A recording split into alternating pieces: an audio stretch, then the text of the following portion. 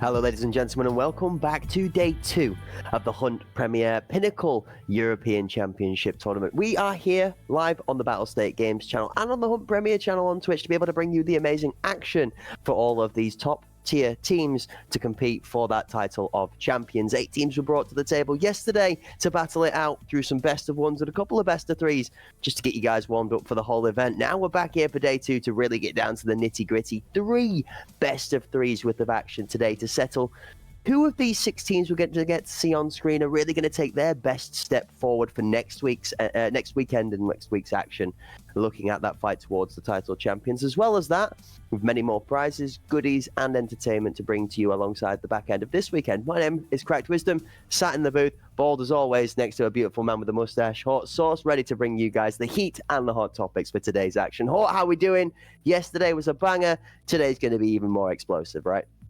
Going great. Feeling a little under the weather, but the doctor said the only prescription is more Tarkov Arena. Guys, we apologize for the technical difficulties here today, but luckily we are ready for the action. The players already deployed, so we're going to jump right into this first one. Only 4 frags taken on Ancestral.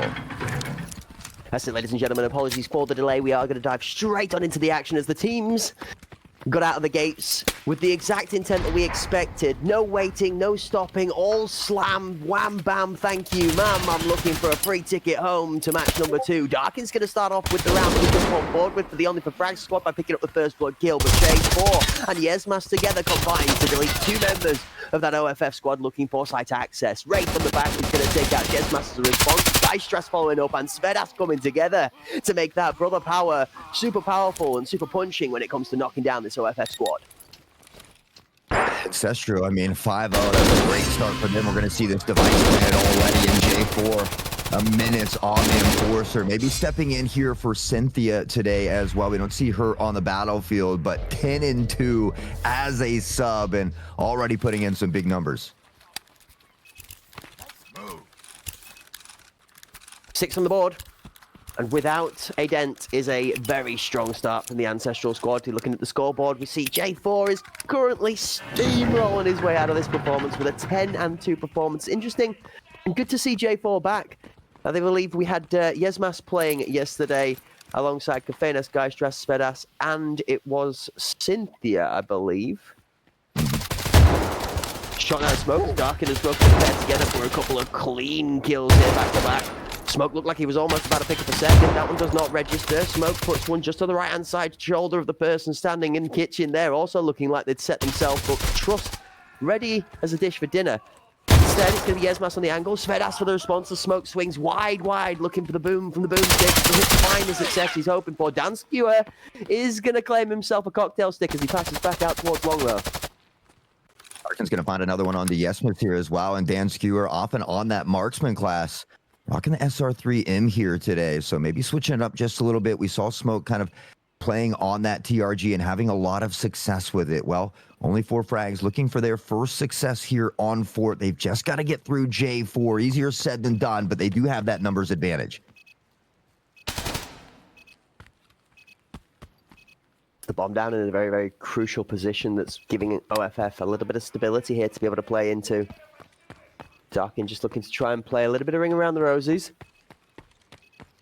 J4 with that astronomical scoreline going to be looking to find a gap to be able to pick off one of these 3 players remaining. Isolation on Darkin immediately removed by backing away and kiting out of the angle into the long right-hand swing. And now FF get on the board with the breadstick.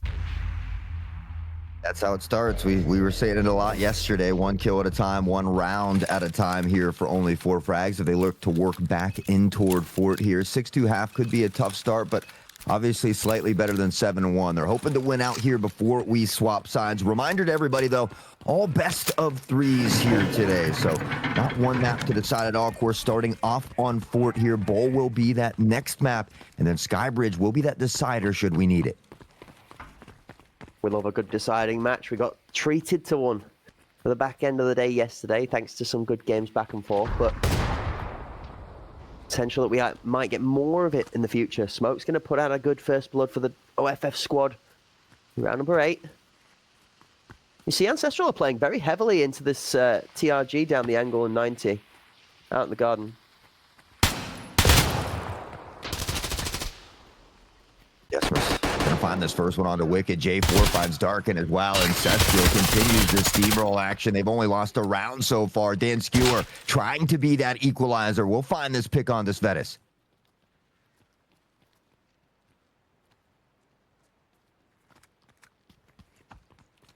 Slow and steady.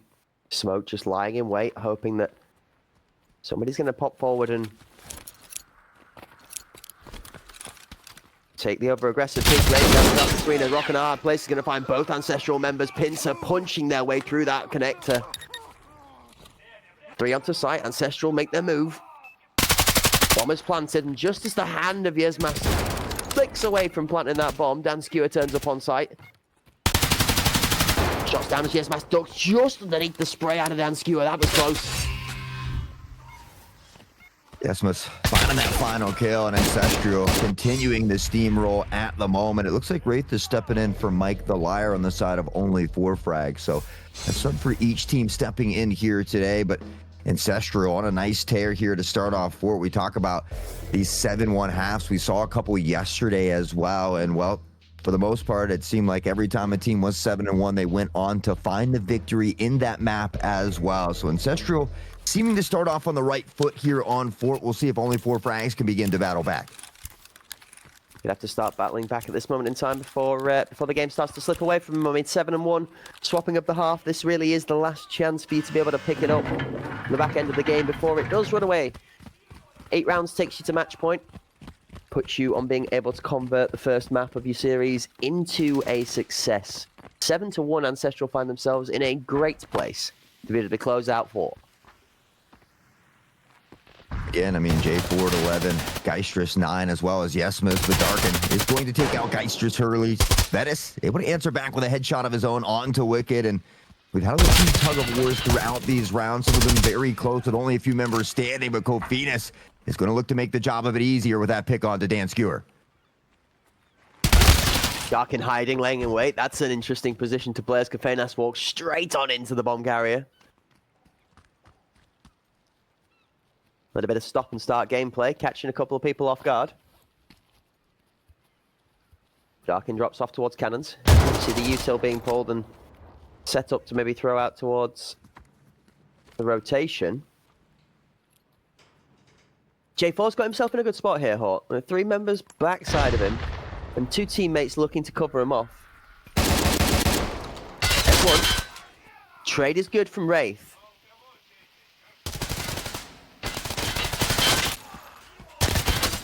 Wraith eventually going down, though. Darkin with a hip fire finds Vetus, but Yesmas, great positioning from Ancestral, finding these trades at a bare minimum yet again, and they find themselves at match point very early here in this first map of the day. Very quickly. Very, very quickly. And it sees Ancestral looking just as strong as they did the start out of yesterday.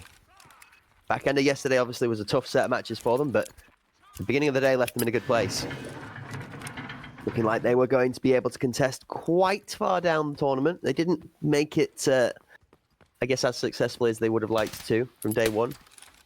Definitely strong performances nonetheless.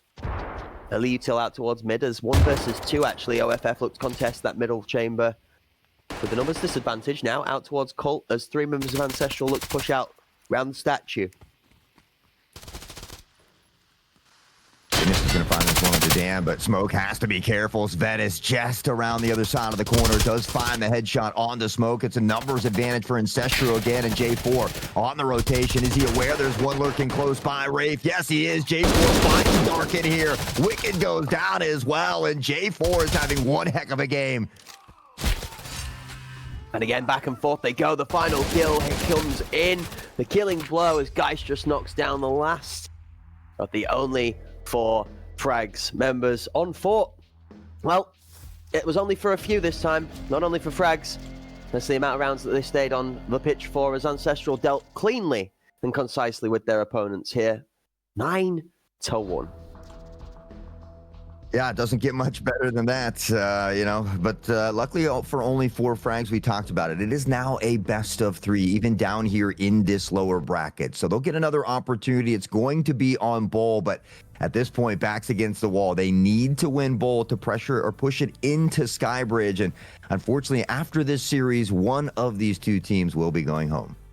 Absolutely, this is the way a double elimination tournament works. You only get one chance, all right? You only get one life. You get to mess up the one time. If you didn't keep your eyes on that banana peel in day one, well, tough luck, Chuck. Those knees have already been scraped, battered, and bruised, and you're going to have to get away with the scabs you've got left on them because there ain't no fresh knee pads around here to be saving you from the slide. This is do or die scenario, and that's why we give them a best of 3, all right, folks? It's not over just yet.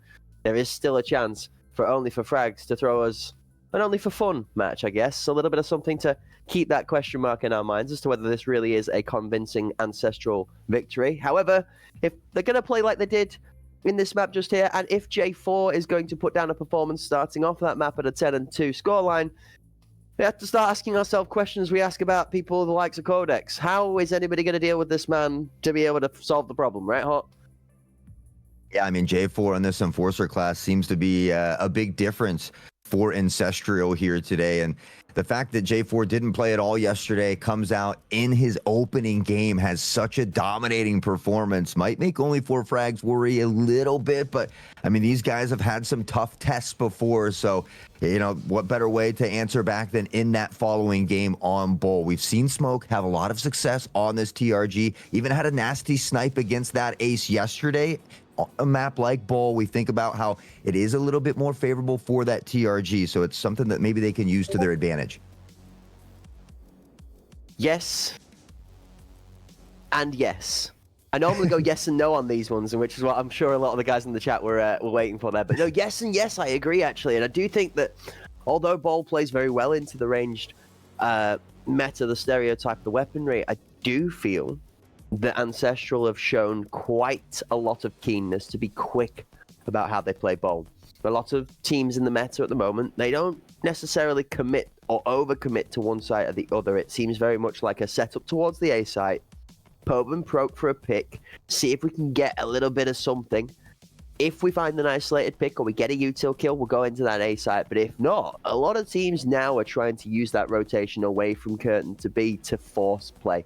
Whether the intent is to go to the B site or to come back to A, that setup in front of Curtain and by the ambulance and then rotating away from it at the moment is a very heavy common default that most teams play to.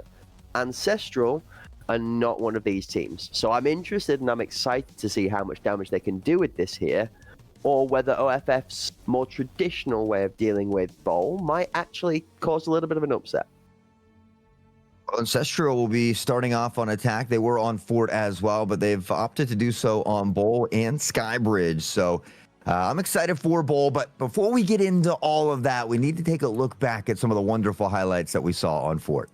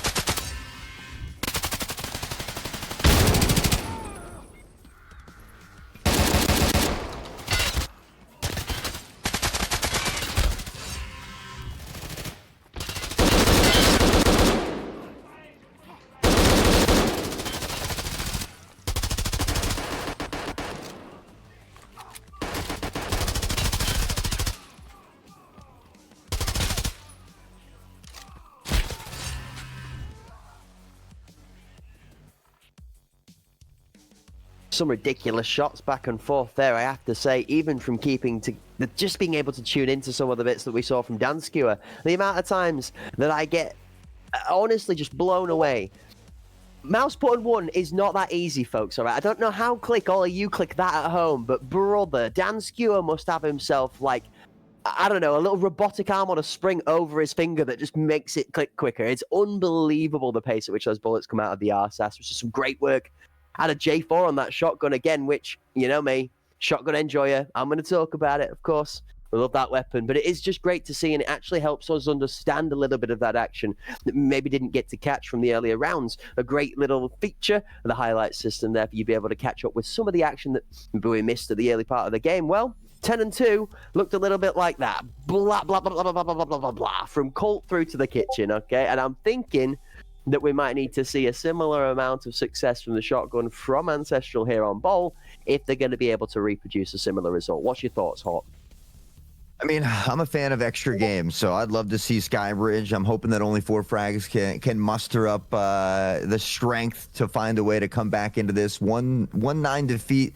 You know, it's something that you got to deal with mentally as well, and kind of take that deep breath, reset, and let it just kind of slip out the back of the mind. Now we're focused on Bull. We talked about Smoke, the TRG. Some of the weapons might favor them a little bit more on this map, but Ancestral, especially with J4 in here, looks insanely good. So, you know, honestly, I have no idea how this is going to play out, but I'm certainly excited to get to cast it.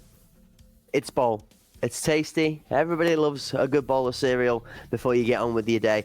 If you like to be productive, depends on what your flavor of the day is. Some people maybe go for a slightly less healthy breakfast than cereal, and more power to you guys. You have the digestive system and the metabolism to handle it, but I certainly don't. Hate y'all got so much for it about it too. Having a cup of coffee, well, that's good night for the morning for us. But that's us old men. Speaking of old men, there aren't too many of them still littered out amongst the teams. We've actually gotten through the stage where the old guards with the teams have either made it or lost it and kind of washed away to the sidelines now. We've actually kept a lot of the young talent, and it's interesting to see that some of that talent we have had has moved to a couple of different teams, which we're going to get to feature a little bit on later today. But more about that as we go down the line. I am talking about the likes of the Spartans have had a couple of changes, but the one I'm thinking about and focusing on just here is that change in Ancestral. We saw the first showing from Cynthia yesterday, which is a good start on the competitive career for somebody who's taken to the stage for the first time under a lot of pressure in this kind of a tournament. The HPL leagues give you a bit more of a chance to get your foot in because you've got multiple weeks to play through. An elimination tournament against the top 8 teams in your region, that's kind of jumping in at the deep end. So, you know, shout out and an honourable mention to Cynthia, but not playing today. And I'm wondering if that is part of Ancestral's plan of trying to keep this momentum going, because Ancestral really have been improving recently. Yeah, I mean, they were on the up and up, but you look at the performance from yesterday versus today, and again, I mean, it wasn't just J4. I can't remember. Someone else had a lot of kills in that one as well, and so there's certainly the whole team popping off. Yeah, but, you know, it's nice to see that Ancestral has a roster to where even if they didn't play the day before, or the day before that, they can jump right into the team. That team synergy is still there. It's almost like they didn't miss a beat, and that's an important thing to have as substitute players going forward, because you never know when something's going to happen. But you have to win at least 2 of these 3 games, so their job's not quite done just yet. Close, but not quite over the line just yet is absolutely correct. And sometimes that last 10% can be the stickiest to navigate. Sometimes it's when it seems so easy that it really starts to get just that much more difficult. And it could be down to something as simple as overcomplicating things yourself. I mean, sure, we've experienced it many a time as a gamer. It doesn't necessarily take your opponent to step up above and beyond to really put that pressure on. It just requires them to play a clean, tidy game where you're then forced to be as clean and precise. You have to keep your eye on your basics, your mechanics, and your positioning, and not give that unforced error of opportunity to another team. I think some of the lower tier teams in the seedings could play to this mentality a bit more often. And that's something I'm looking to between these 2 teams as we move on into Bowl. Here we go, ladies and gentlemen. Map number 2, Ancestral up 1-0 in the best of 3 series. And already, Wraith, Kafinas, both finding picks of their own. We talked about Ancestral starting off on the attacking side here as well. Geistress snaps to the dome of smoke. And I think on that TRG, maybe initially missed that shot, that reload animation, tough to deal with. And Geistress is on fire.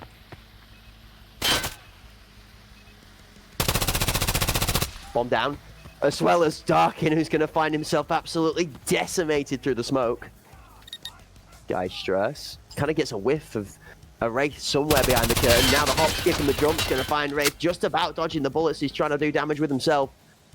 Geistras center of mass needs a little bit of a top up. Black thorax, black arm, keeping himself covered behind the generator now as Svedas instead left this point of contact. Doesn't even need him. Geistras steps, big stepper, big slammer, and claims himself a 4-piece in the first round. For Geistras, Kafinis gets one. Svedas had the plant on site there as well, and it was the two brothers standing tall in the last of this round as Ancestral will take round number one. We saw them, I think it was a nice 5-6-0 start for them on Fort, looking to carry that momentum here on to Bowl, and already off to a good start.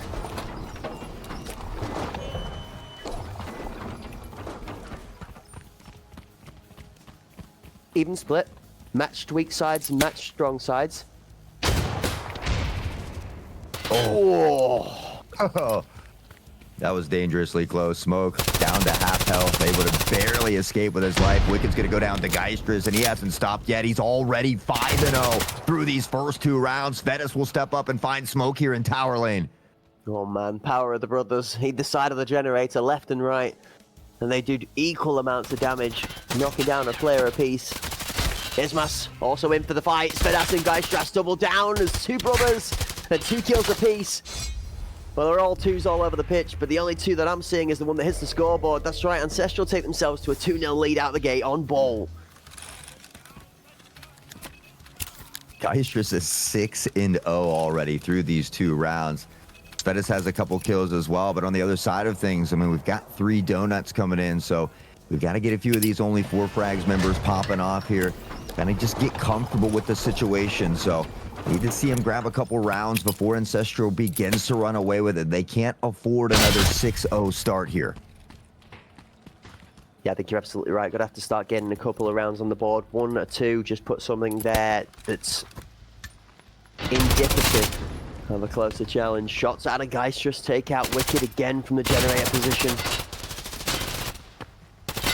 Here's Masters Wraith, Danskjur and Smoke come together for 2 of their own, but it's only until Kafenas puts down Darken.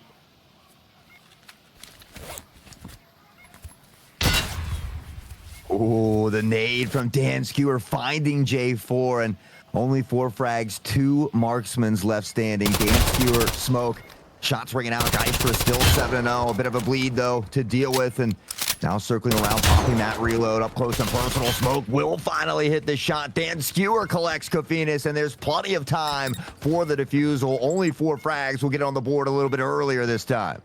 Yeah, absolutely. First point on the board and at the right time. You asked for it, we talked about it, and then we will have it delivered. Not sure that it's going to be the revitalization that OFF needs to be able to rob a map from the Ancestral that is currently showing up on the pitch, but it is a good start. The round kept 2-1 difference, 2-1 for Ancestral. OFF would like to put a couple of more of those rounds in the bag now to keep things a little bit interesting.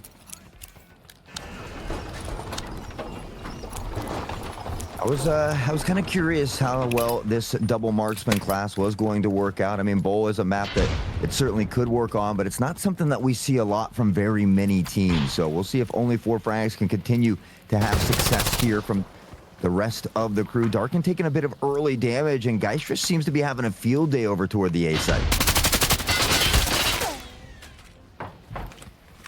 Shots from Darken picks up J4. Wicked, again a response. 2, only for frag kills early on, the defending half. Round number 4 seeming to look a little bit more favourable for that of the OFF squad.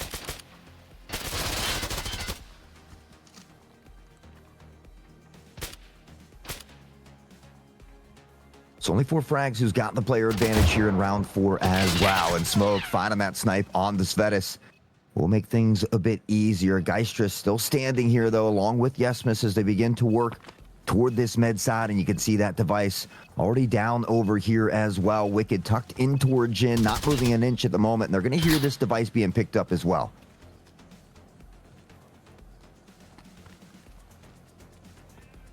Two members of Split from OFF actually start mobilizing to try and rotate around the corner off that B side. 2 more kills come through as Danskjur gonna finish off the final member of Ancestral, and 2-2. This one's starting to look a little less dangerous now, guys. Little less. Certainly looking much better than what we had saw on Fort already. more rounds on the board here for only 4 frags in bowl. They found a way to tie it up early. They haven't been able to take the lead yet here today, and that's what they're looking to do in round number 5.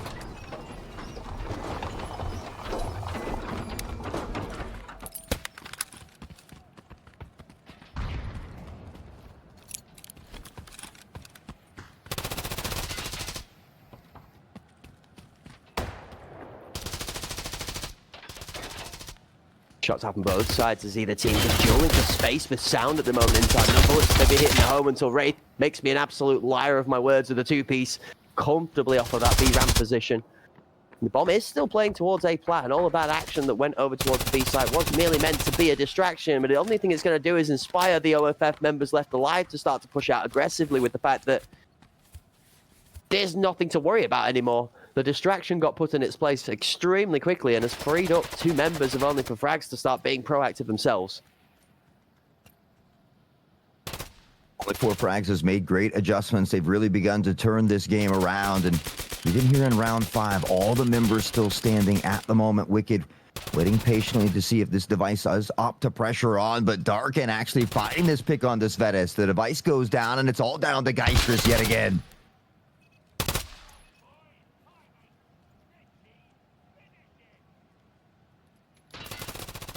The backside of the flank that was coming in, though, is immediately going to be taken out. Geistrus has more than enough presence of mind and awareness to be able to alleviate himself a little bit of space here.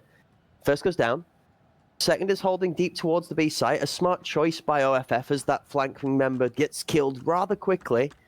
They decide, instead of trying to chase the member, just play it nice and slow and steady, and Dan Skura is going to capture a Geistrus falling into his awaiting arms on the B site. It's a trap. It's a trap, and Dan Skewer comes out on top. 5-2 for Dan. Darkin 5-3 just behind him. And again, we're already seeing a lot more of these successful plays here from only 4 frags. I think bowl map that certainly suits them a little bit better just because they do have a couple marksmans here. So we're seeing both Dan and Smoke already have a much better game they did in that previous one on Fort, but they have to continue to put these rounds on in bunches. They've now gathered the lead, but they've got to try to separate themselves from the pack here.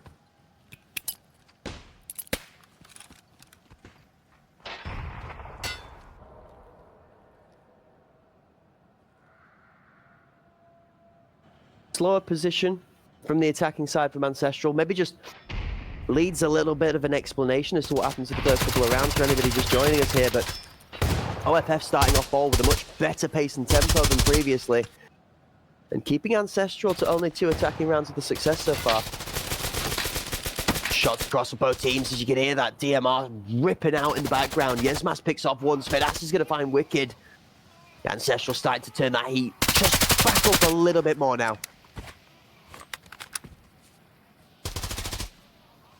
Yesma's going to find Smoke, and this time it's Ancestral with a big numbers advantage. Dan Skewer in a bit of trouble here as well. Shots to the Smoke that don't find a home, and Yesmas and crew have this device planted. 45 seconds on the clock. Not a ton of time here for Wraith and Dan Skewer to make the magic happen.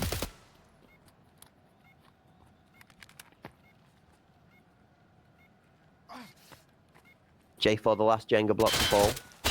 Ancestral still 4 of theirs alive. Svedas is going to find the first into Wraith, and Kafeinas is going to be the one to finish off Dan Skewer. Ancestral do claim their 3rd back. We level the score at 3 apiece. This is looking like a lot more closer contested map than what we saw on Fort. Yeah, absolutely. A lot more back and forth between these 2 teams, and both teams willing to make adjustments throughout this game to find a way to come out on top. So Ancestral battling back here. Again, they've had a lot of success toward this A site so far, and so it doesn't surprise me that we most likely will see them come back here. But for only 4 frags, they've just got to find these initial picks like they did in those opening rounds, coming off the back of Smoke or Dan Skewer here. I think it's something that has set them up to win a couple of those rounds. So gonna need something similar here, but they're gonna have to look out for this nade from Yesmas. That one towards Generator looks pretty good. The smoke goes off, and the other thing that goes off the Generator is Smoke himself. Some outside with his life, but not much health left. Wicked's going to step up to give him support on the Generator, and that's actually going to be really crucial. Kafeinas goes down, Ancestral step up and get sent back where they came from a good response out of teamwork from Ancestral. See Ancestral slow down, though, now that they've lost Kafinas here as well, considering circling back a little bit. We've got J4 toward this B site, now getting up top, but Geistrus and crew near A-plat, slowly shifting forward. Gonna have to wait for that smoke to dissipate before anything can happen, but luckily for them, there's still a minute on the clock here to work with. Wraith finds one. J4 goes down. It's like that teamwork that Ancestral were bringing to the fore the round before to help them out with. OFF have emanated, embodied, and increased themselves. Smoke picks off one, Wicked picks up another, and distractions left and right. Find members trapped coming through the curtain. Guy's just last left alive, and he's simply going to step straight on into the slamming bullet out of Smoke and that TRG. OFF take the lead again, 4-3. Is there a potential of a first half lead by 2 for OFF? I mean, honestly, they've already solidified that tied half, which is great for them. Already looking much better than we saw on Fort. So they've certainly kind of tightened up, so to speak. But yeah, I mean, they very well could take this one here as well, get that 2-point cushion, and then look to propel themselves in that second half. But I mean, again, with the way Ancestral is playing, you can't count them out, but it's crazy. We saw J4 have such an insane game. Now 0-6 here on Bowl, having a much tougher time.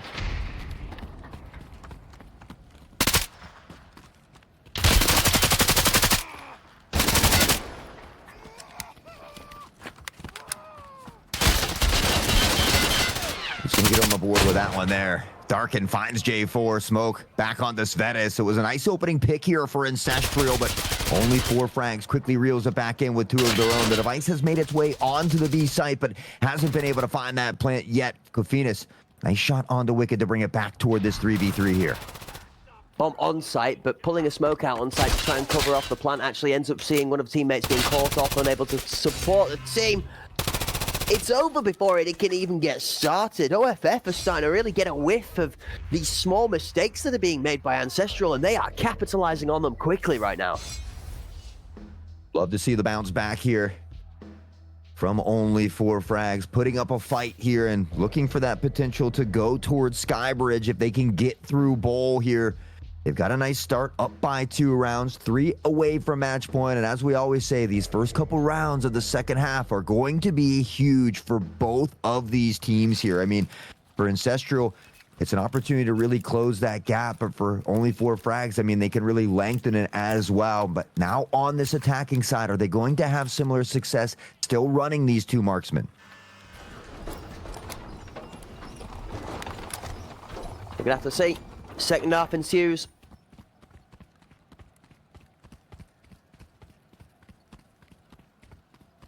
Keen eye being watched over the minimap right now. Lines of scrimmage going for the horizontal setup. We see Deep Nose and 90. Matched, Platts matched. 3 towards Curtain as OFF decide A site is the action for now. J4 picks off Wraith with a shotgun out towards the 90. Grenade to Jen, does not find a home. Good throw, but nobody there.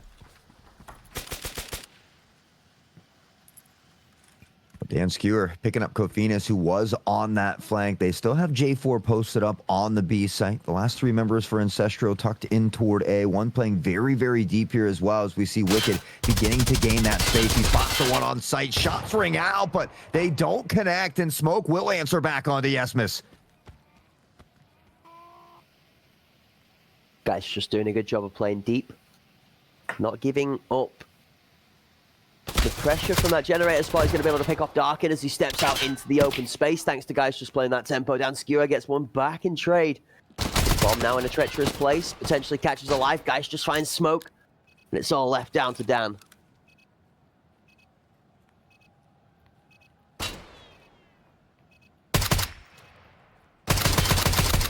Shots ringing out. J4 dangerously low here. Dan almost able to find the first one, but Geistrus slips forward into great positioning. The headshot onto Dan Skewer, and Ancestral will get 1 away from tying it up yet again.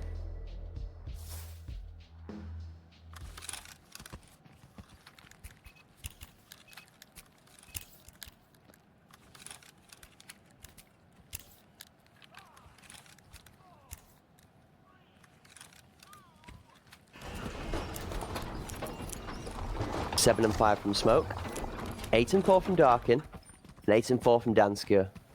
Top 3 members of this OFF team really helping to get it over the line, but It's an all-round team performance, doing a great job. That's an insanely good first blood out of guys just to be able to stop pressure coming through ambulance. That, a shot on tempo, you really do have to be quick out of the spawn to be able to meet that match. Only 4 frags will play in this round. With a player down here, we can hear that TRG ringing out at the moment. Hasn't been able to connect just yet. Maybe putting some shots down through smoke. The ship through from Svetis catches Darkin off guard. The device goes down, and the intel for Svetis and crew is here. Shots out of Wraith and Dansker are good, but Geistrus is still here. In case you forgot what had happened for the first blood, allow me to remind you, there for the third. The fourth goes down, and the fifth's on the backside as J4 finds himself space on that flank to bring the shotgun to bear. And suddenly, Ancestral starting to feel a little bit more like they were in the first couple of rounds here. A 13-5 performance on Geistrus is stonks right now, but it's only holding to them an even scoreline. Yeah, I mean, we saw J4, who didn't have a single kill there, almost close to halftime. I think just having one at the point. But now, once we've swapped sides, we're seeing J4 have a lot more success. As some Forcer, I think at times a little bit easier to use on the defensive side of things here, at least on Bull. And so already 4 kills on the board. Kafinas as well, beginning to work back. They've tied it up, but can they regain the lead once more? I think both teams either fighting just for a first round here rather than the lead or anything like this. Just kind of keeping an eye on momentum. This definitely feels very much like a momentum-based game here, with each team level pegging 5 apiece on the scoreboard. And after such a confident victory in the first map, this really is a turning of the tides for OFF.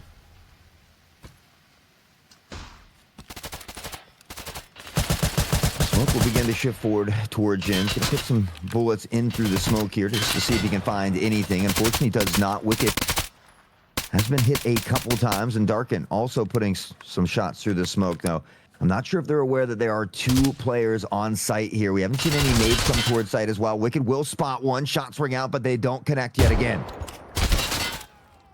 Either side, inside, outside, and the shot off a site ends up claiming one of those members towards that generator. Now Svedas is knowing that he's done his job and has left smoke isolated. He doesn't need to be over aggressively peeking off a site just for fear the bolty might come to bear.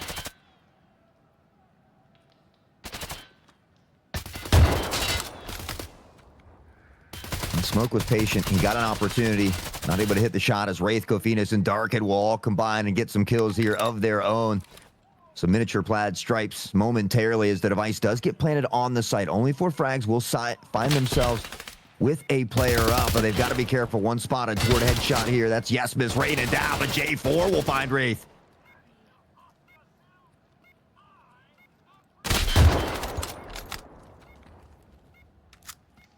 First misses. Blood on the wall, though. A couple of times we've seen a tag. I'm sure that Smoke is just as confused as I am as to how that didn't kill him. And he's not going to be able to get the second kill because of the fact that time has well and truly gone off the clock, but good shots nonetheless. Smoke's still looking like he's firing on all cylinders. This game isn't done for just yet, Haw. Unless Ancestral can put 2 more rounds in a row together quickly here, I do fear this one might be going the distance.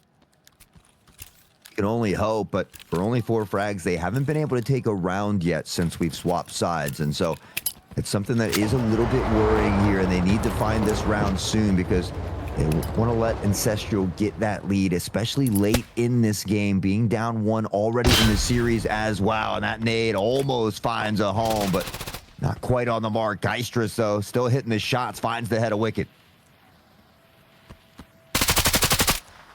Shots through the smoke, not going to be able to connect. Actually see the majority of the OFF squad kiting back deeper away from the A-plat position here.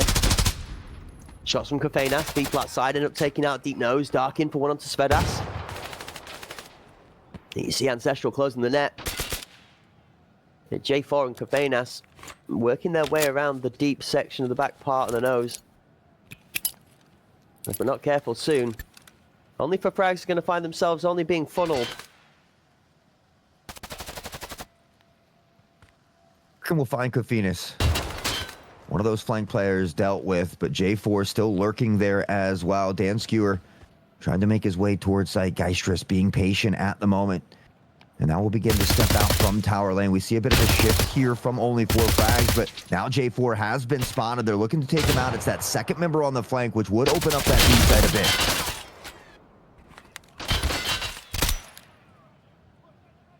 3 kills for Plaid Stripes in the kill feed with the bomb down on the nose. Smoke trying to pick off one of these members, just stepping a little bit too aggressively out to challenge. With the bomb down, Tempo's in Smoke's hands. Down he goes. Ancestral do put a second on the board together. 7-5, they extend that lead to 2, and they put themselves, more importantly, in that crucial position. But they are 2 points away from completing the map, 1 short of being on that all-important map point. That's now 4 rounds in a row for Ancestral here once we've swapped sides. So faring a little better on the defensive side of things, and I was wondering if the double marksman was going to maybe hinder some of these pushes, but I mean, both Smoke and Danskew are playing very well. Most of the players are pretty even across the kill board here. They're just falling a kill or 2 short in a lot of these rounds, and that flank from J4 was a big one last time.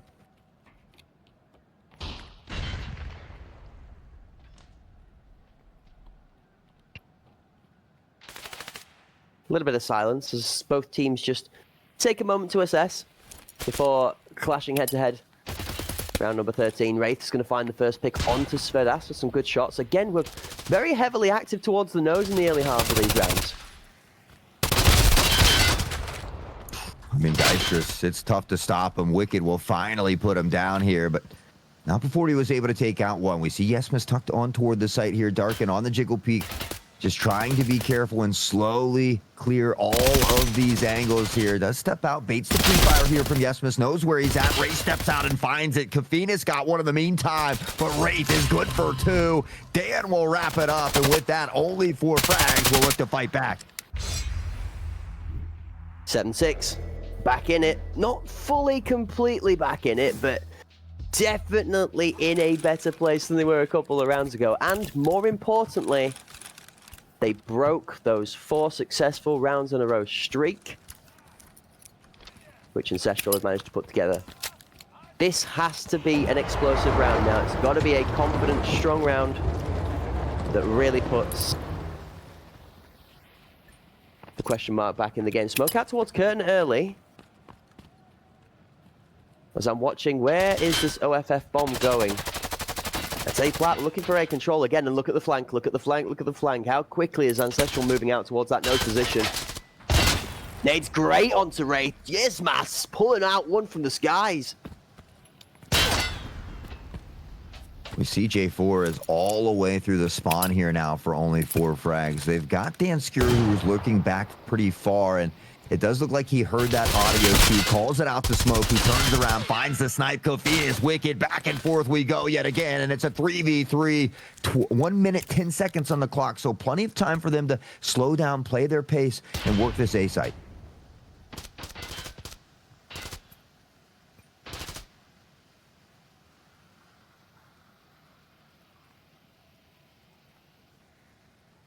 A little bit of rotation out of Ancestral as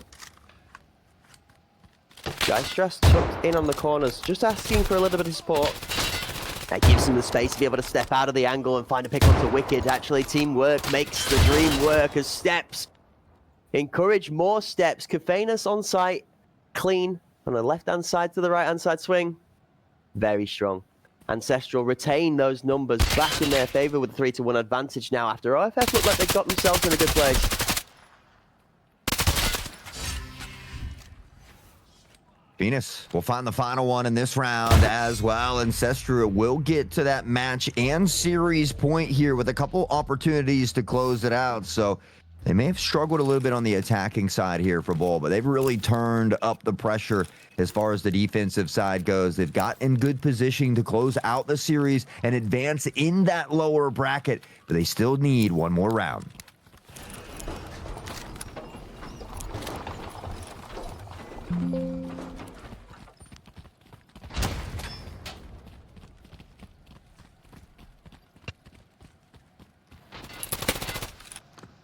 Early grenades and util out of the Ancestral side towards Curtain again as 3 members of only 4 frags hold up on A-Plat. Smoke's actually going to get a pick from that position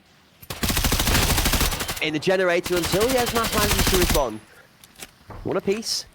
They held our breath ever so slightly as Yesmas was staring down the last known of smoke through the smoke. Oh, dodges the nade as well. See Wicked and Wraith on the other side here. Yesmas with that shoulder swap. Now the peak, but it's Wraith with a nice nade. Swaps to the rifle and finds Svedis as well. It's a twofer that leaves them with that player advantage, and they'll slowly look into pressure forward, but they got to be careful of this flank coming in again from J4. Kills left and right as two Ancestral members pick up success for only that of the one from Dan Skewer, but it's not going to be enough to right the numbers disadvantage they found themselves in. They might have match point in their eyes, but they've got two only for Frags members to deal with in this one to get it home. It is J4, it is the shotgun, and he's been doing a great job of melting people and mincing them when they make mistakes, and Wicked chooses the wrong time to step out into the open. Now Dan Skewer has to make it work, and he ain't going to do nothing. Don't bring a skewer to a knife fight, or even a shotgun in hand, because this man's going to melt you like cheese. Well, we saw a much better showing here from only 4 frags. They did put 6 rounds on the board, but at the end of the day, it just wasn't quite enough to get the job done. And Ancestral will find themselves moving on here in the lower bracket. They get it done in 2-0 fashion as we take a quick look. 17-8 for Geistress. Really the glue holding the squad together here on Bull. I mean, 17-8 is a ridiculous performance. Again, we keep talking about this actually in Pinnacle. It's very interesting to see that each team might be considered one of the pinnacles of the EU competition, but each team and their star highlight player is seeming to be the pinnacle of each roster. We've had the likes of Codex showing up in a couple of different measures of different days. Yesterday's worth of action. Today, Geistress, J4, 2 maps, 2 matches with those very strong performances, and Ancestral, I guess, thoroughly earning themselves that 2-0 victory. Yeah, I kind of like the fact that we saw that double flank pretty consistent from Ancestral there as well. It was J4 and Kafinas almost every time. And I mean, sometimes they would send them both. One would kind of anchor, one would flank, but they really kind of mixed it up over there on that defensive side. And it just felt like only 4 frags didn't quite have an answer. They had lost too many rounds too early in that second half. We saw 4 in a row from Ancestral that really led to that comeback and that victory for them. So it's nice to see that, yeah, they can have a dominating performance like they did on Fort, but even when they find themselves in a little bit of trouble down at halftime, they have that will to make those adjustments to fight back and still come out on top. Sometimes that's all it takes. The ability to be able to adjust in round, in game, at a quick enough pace to be able to counter the damage that's already been done. Sometimes, like we said yesterday a couple of times, 7-1 is a scoreline that you cannot go into the half with. If you want to find yourself doing anything other than scrambling for round after round after round to keep yourself in it, it's got to be 6-2. Realistically, it's got to be 5-3 in this level of the competition to keep yourself within that reaching distance to make it competitive. So one could argue Ancestral got the job done in the first half of the game. One could argue only for frags looked like they were going to pull it back in the second half of Bowl here. No arguments on the final result on the table, though. At the end of the day, the paperwork is just that for a reason. That's the facts, because that's how it went down. Ancestral claim themselves the 2-0, and they're going to move on, which brings us on to our next game of the day. We're going to be looking at 2 more teams going head-to-head to battle it out in a best-of-3 for their chance at continuing on throughout the Pinnacle tournament. Hawk, which 2 teams have we got the delight of being able to feature next for the folks at home? Well, thanks to the wonderful production, you get to see it right there on your screen as well. K3 taking on the Infernal Soldiers here in this best of 3. And well, even though this is going to be a banger of a match, I'm not sure I envy the winner, because they're going to have to go on here in a little bit to face Outcast EPA, who is also, well, we already know, just a very, very talented team.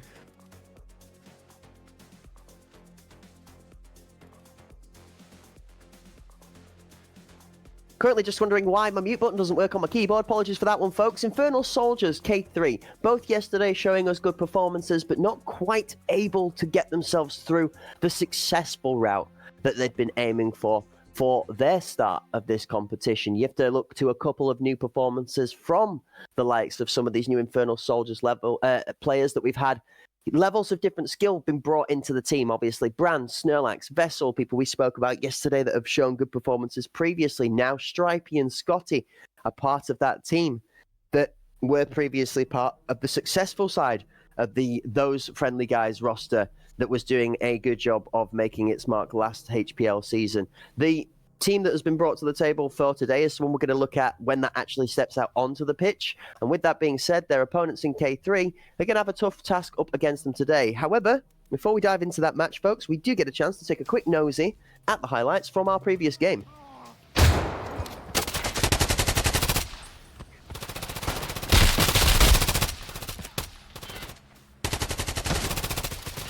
So many good highlights here in this one. I mean, Dark and Geistress. And honestly, there was a lot of back and forth, I felt like, throughout Bowl here early. We saw that 5-3 halftime score. It wasn't until that second half I felt like we saw Ancestral begin to run away with it. But a ton of great nade kills throughout this one as well. We see that one there from Dan Skewer, Reef. I mean, everybody was putting in work throughout this match on Bowl.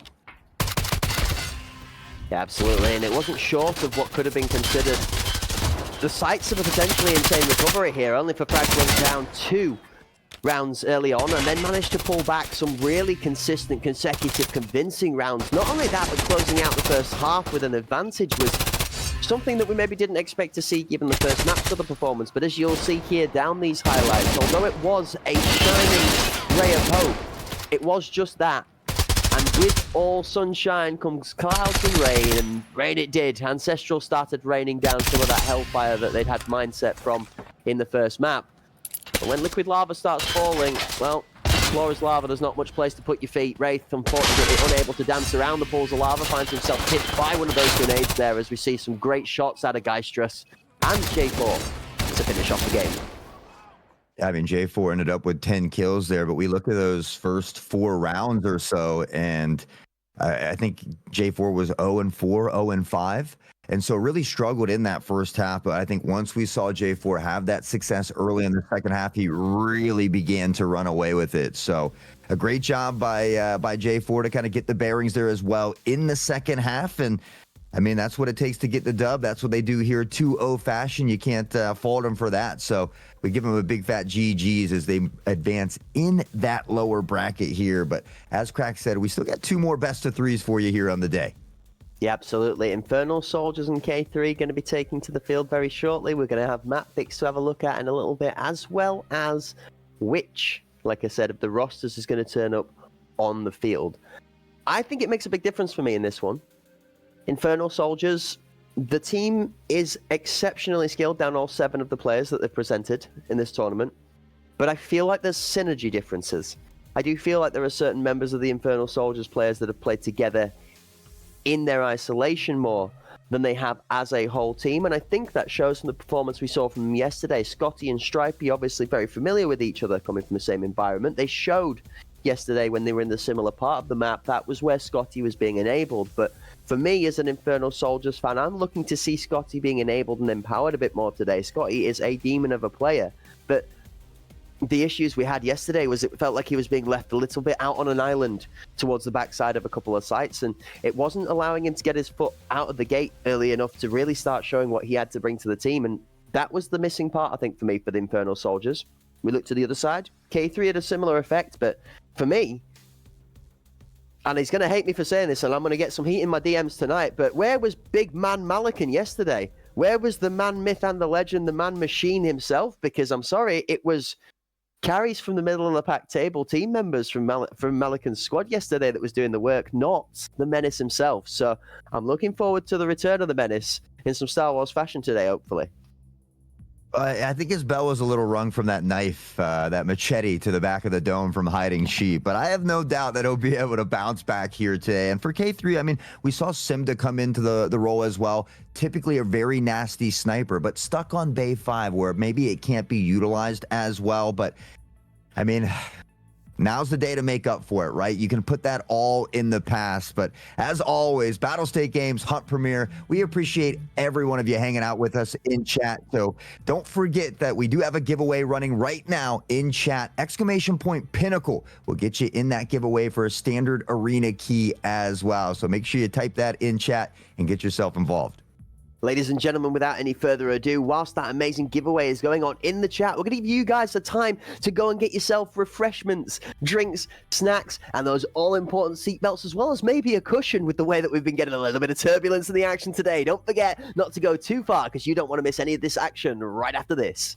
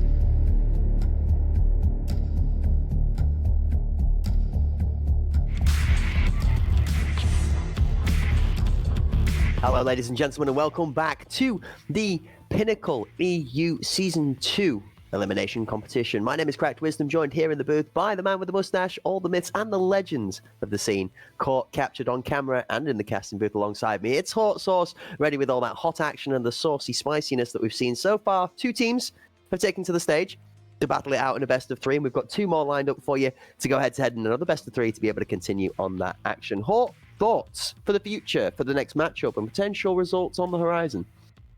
I'm excited. I mean, we saw one crazy series already from Ancestral. This next one's going to be great as well. And I do believe we have the brackets here to just kind of show everybody where we are at and how we've got here to this point. Of course, up top, Pandaric Apex, Sicario in that upper final, which we'll get to see, I think, next weekend. But as far as here today goes, we saw Ancestral able to 2-0 only 4 frags. They go on to play Outcast EPA, and it looks like K3 Infernal Soldiers, our next matchup on the docket here as well. And so excited to see what K3 is going to field as far as that roster goes. We saw Simda stepping in for Blasty yesterday, so just kind of curious as if we're going to see something similar here today or if they are going to have that starting roster.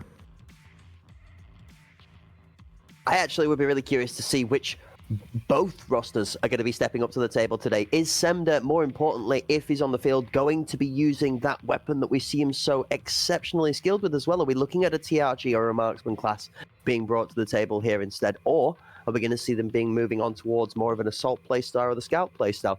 Same set for Infernal Soldiers, Snorlax, Vessel, Slick, Bran, though Rocky, named here as the 5 from that main roster on screen, but we know obviously it extends further to Stripey and Scotty after yesterday's performances. We've had Enverosity in there playing. I'm curious, the 5 that step out onto the field today for the Infernal Soldiers could be a big part as to which part of the result we get to see. There is an argument that there's a version, maybe 2 or 3 different versions of the Infernal Soldiers, I think, that could beat K3 if they're both firing on all cylinders. So just looking to keep a keen eye on this match here for really K3 to show us more of what they had from Season 4 leading to their success and getting into the Arena Cup series, and then maybe even an equal level of surprise from the Infernal Soldiers if they're going to upset in a match that seems slightly favored against them. I know we had the Rocky out yesterday. I think Indy was filling in for them, but I mean, K3 has been, an incredible team. We talked about them winning the ASPL, doing well in the HPL, getting some experience in the ACS as well. And so I feel like they're going to be a little bit upset about that loss yesterday. I have a feeling they're going to come out very, very hungry in this one. It is a best of 3 that starts out on Skybridge, I believe. So this is a map that maybe could play a little bit toward those snipes. And again, are we going to see Simda or Blasty both often rocking kind of that sniping role as well? But they were stuck on Bay 5 yesterday. I think we saw Simda on a rifle instead of that TRG. And so you all kind of wonder how these things are going to affect the outcome here today. Yeah, absolutely. So just a little confirmation for the folks at home. We have had a little bit of an update from the production in the background.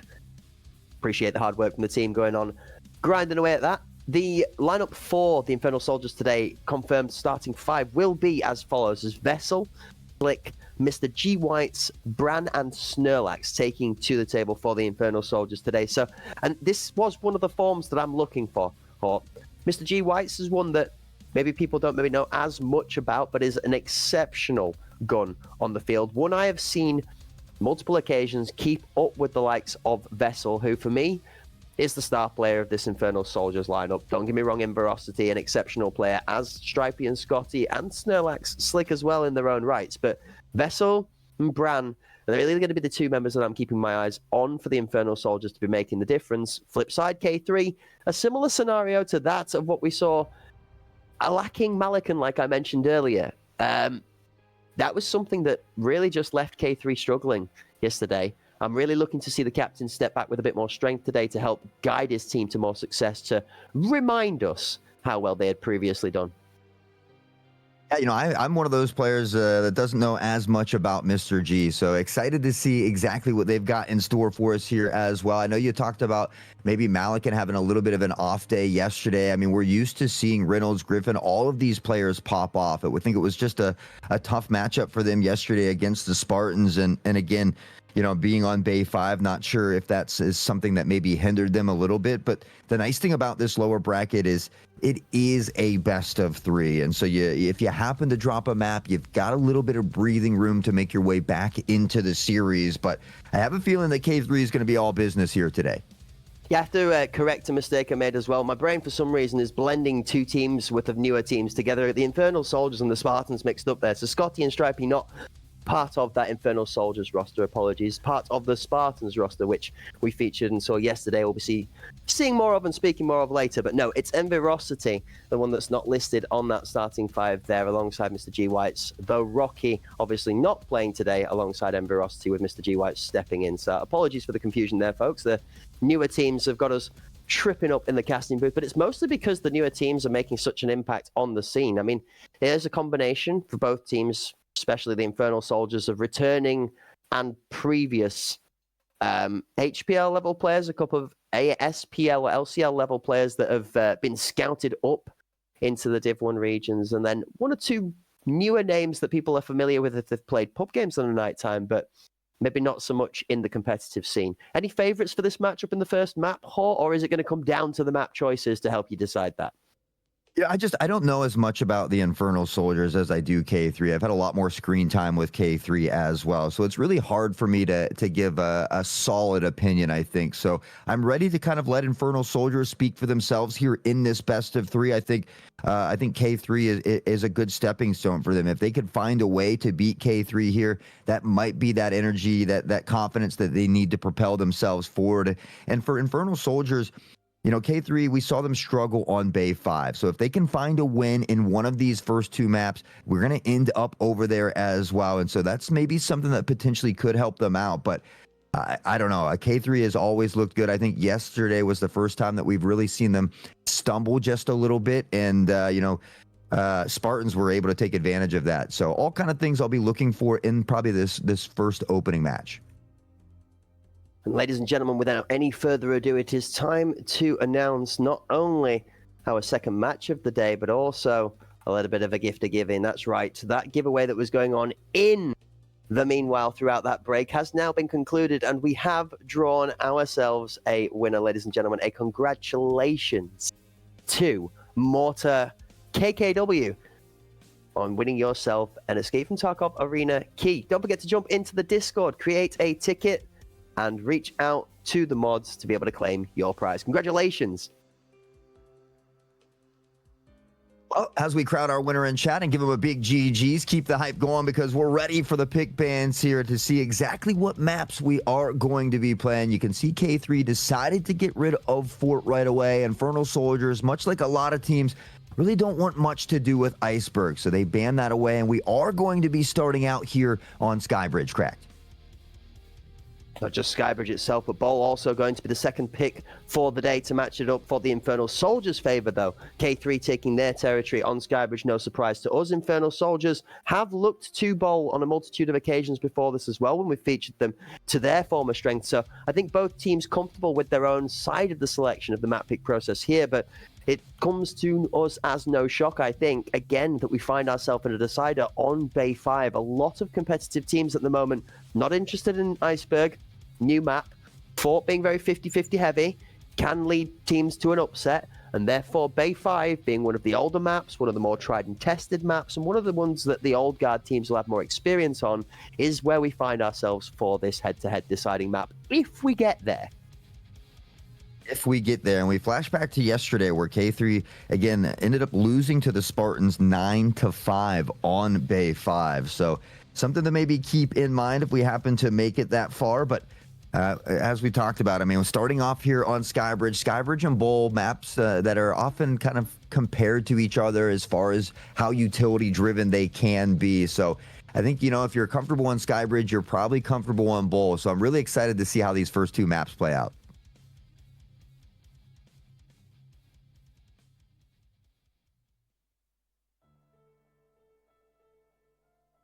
I'm interested to see which side of the coin both of these 2 teams take out of the gate when it comes to actually starting off on the attacking side. I'm really, really interested as to whether we see an exceptionally aggressive attack from K3 on Skybridge. The last days with the gameplay specifically is that teams aren't as keen to get immediately out of the gates, like speed through that whole gap towards Sandwich, or zoom out of KFC anymore because of the fact that Rat position just outside of VIP plays so strongly into those over-aggressive plays. For me, I think that the dynamic has changed in a sense that the speed and pace from both sides of the play, both on the attacking side and the defending side, has to take a step back now when Skybridge as a map as a whole gets played because of the fact that that scenery has moved. The gaps between Sandwich, between VIP, between Rat and the back of Elevator, including that blue tarp that is in the way, but is soft cover, not hard cover, aka fully shoot throughable. You can find an angle from Rat which goes through that blue tarp all the way to KFC before they come out of the angle. So there is a lot of pressure from the defending side on Skybridge, and I feel like we are going to see that be lent into more heavily from both teams, and why Skybridge is seen to be more slightly defending side favored than what we've previously experienced. Well, K3 will be starting out on attack as far as Skybridge goes. So Infernal Soldiers will have that defensive start here. We'll have to see. Seen a lot of teams in the past kind of battle over that VIP area, but it seemed like yesterday that there were teams that kind of willing to give that up a little bit toward other teams, whether they smoke it off or what they were opting to do. So it's kind of interesting to see that, Skybridge, I think because of these map changes, we're seeing that meta kind of, or these strategies slowly start to evolve again.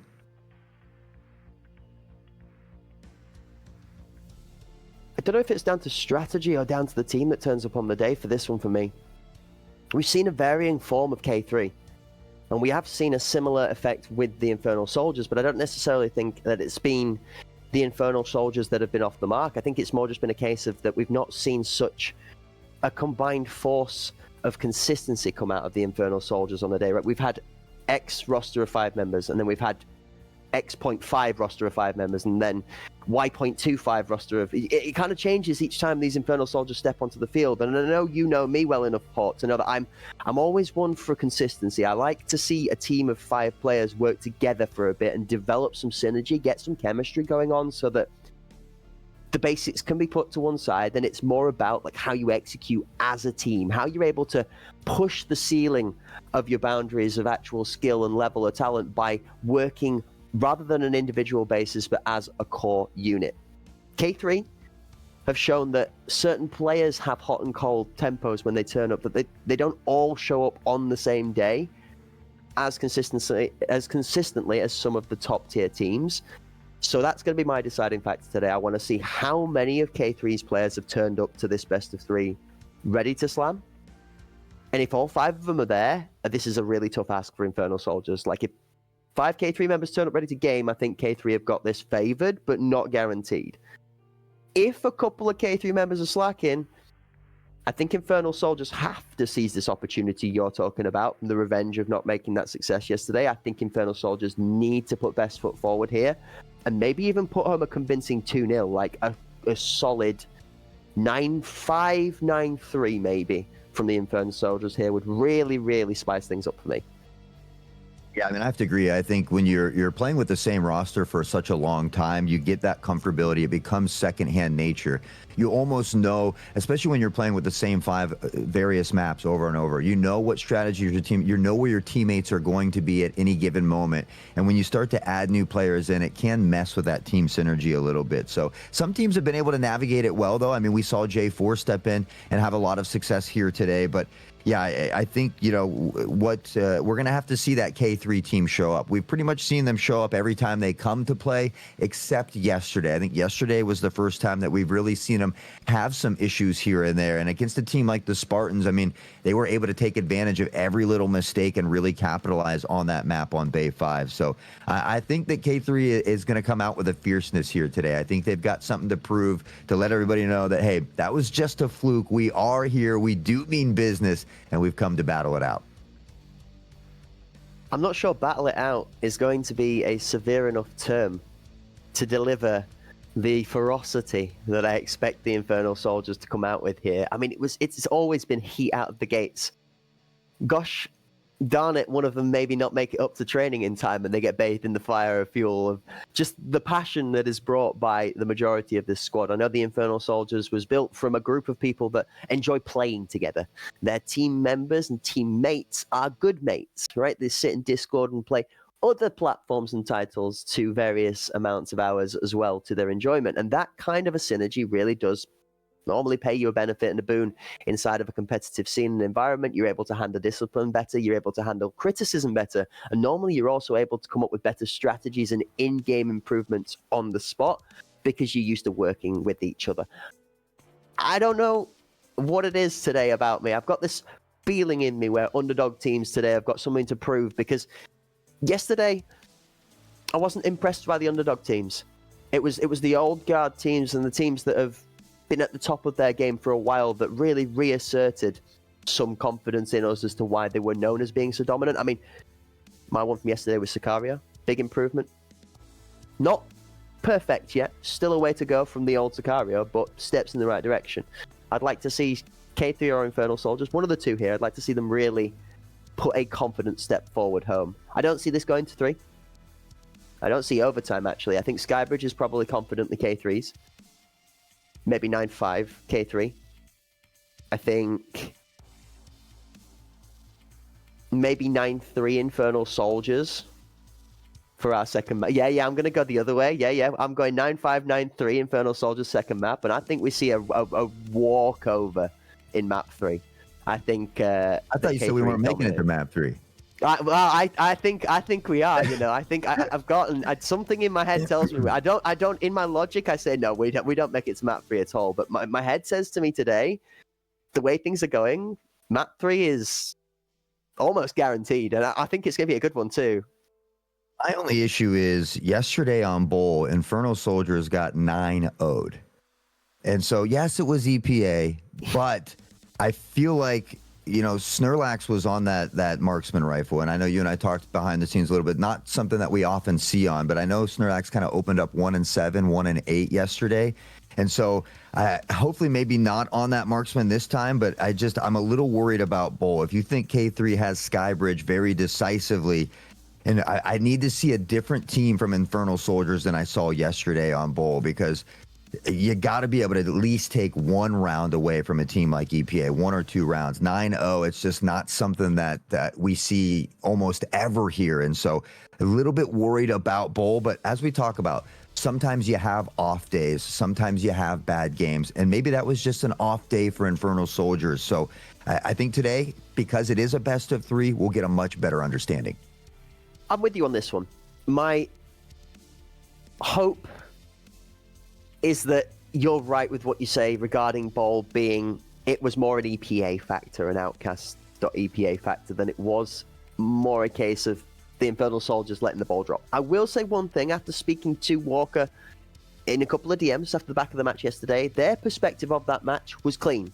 Very clean. In fact, you know, kind of maybe above what they expected clean. So they're agreeing as well that it was maybe an EPA factor and it was a very well-played game. The Infernal Soldiers just didn't really have so much of a chance to be able to play into. That being said, this is that entirely new scenario, like you said, Hort, and that's why I do feel the revenge factor comes into this. They weren't given a chance to show what they might have had to show for Bowl yesterday. So now's the second shot.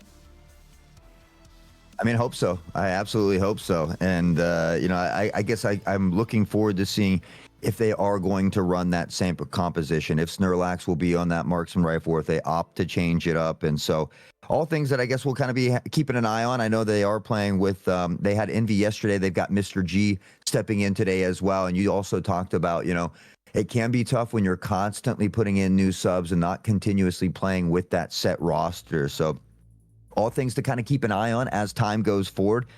I would like to see them put up a competitive fight on Skybridge, though. I feel like, you know, they need to at least get 5 rounds or so on Skybridge to come out with that confidence, that good feeling, at least heading into Bowl.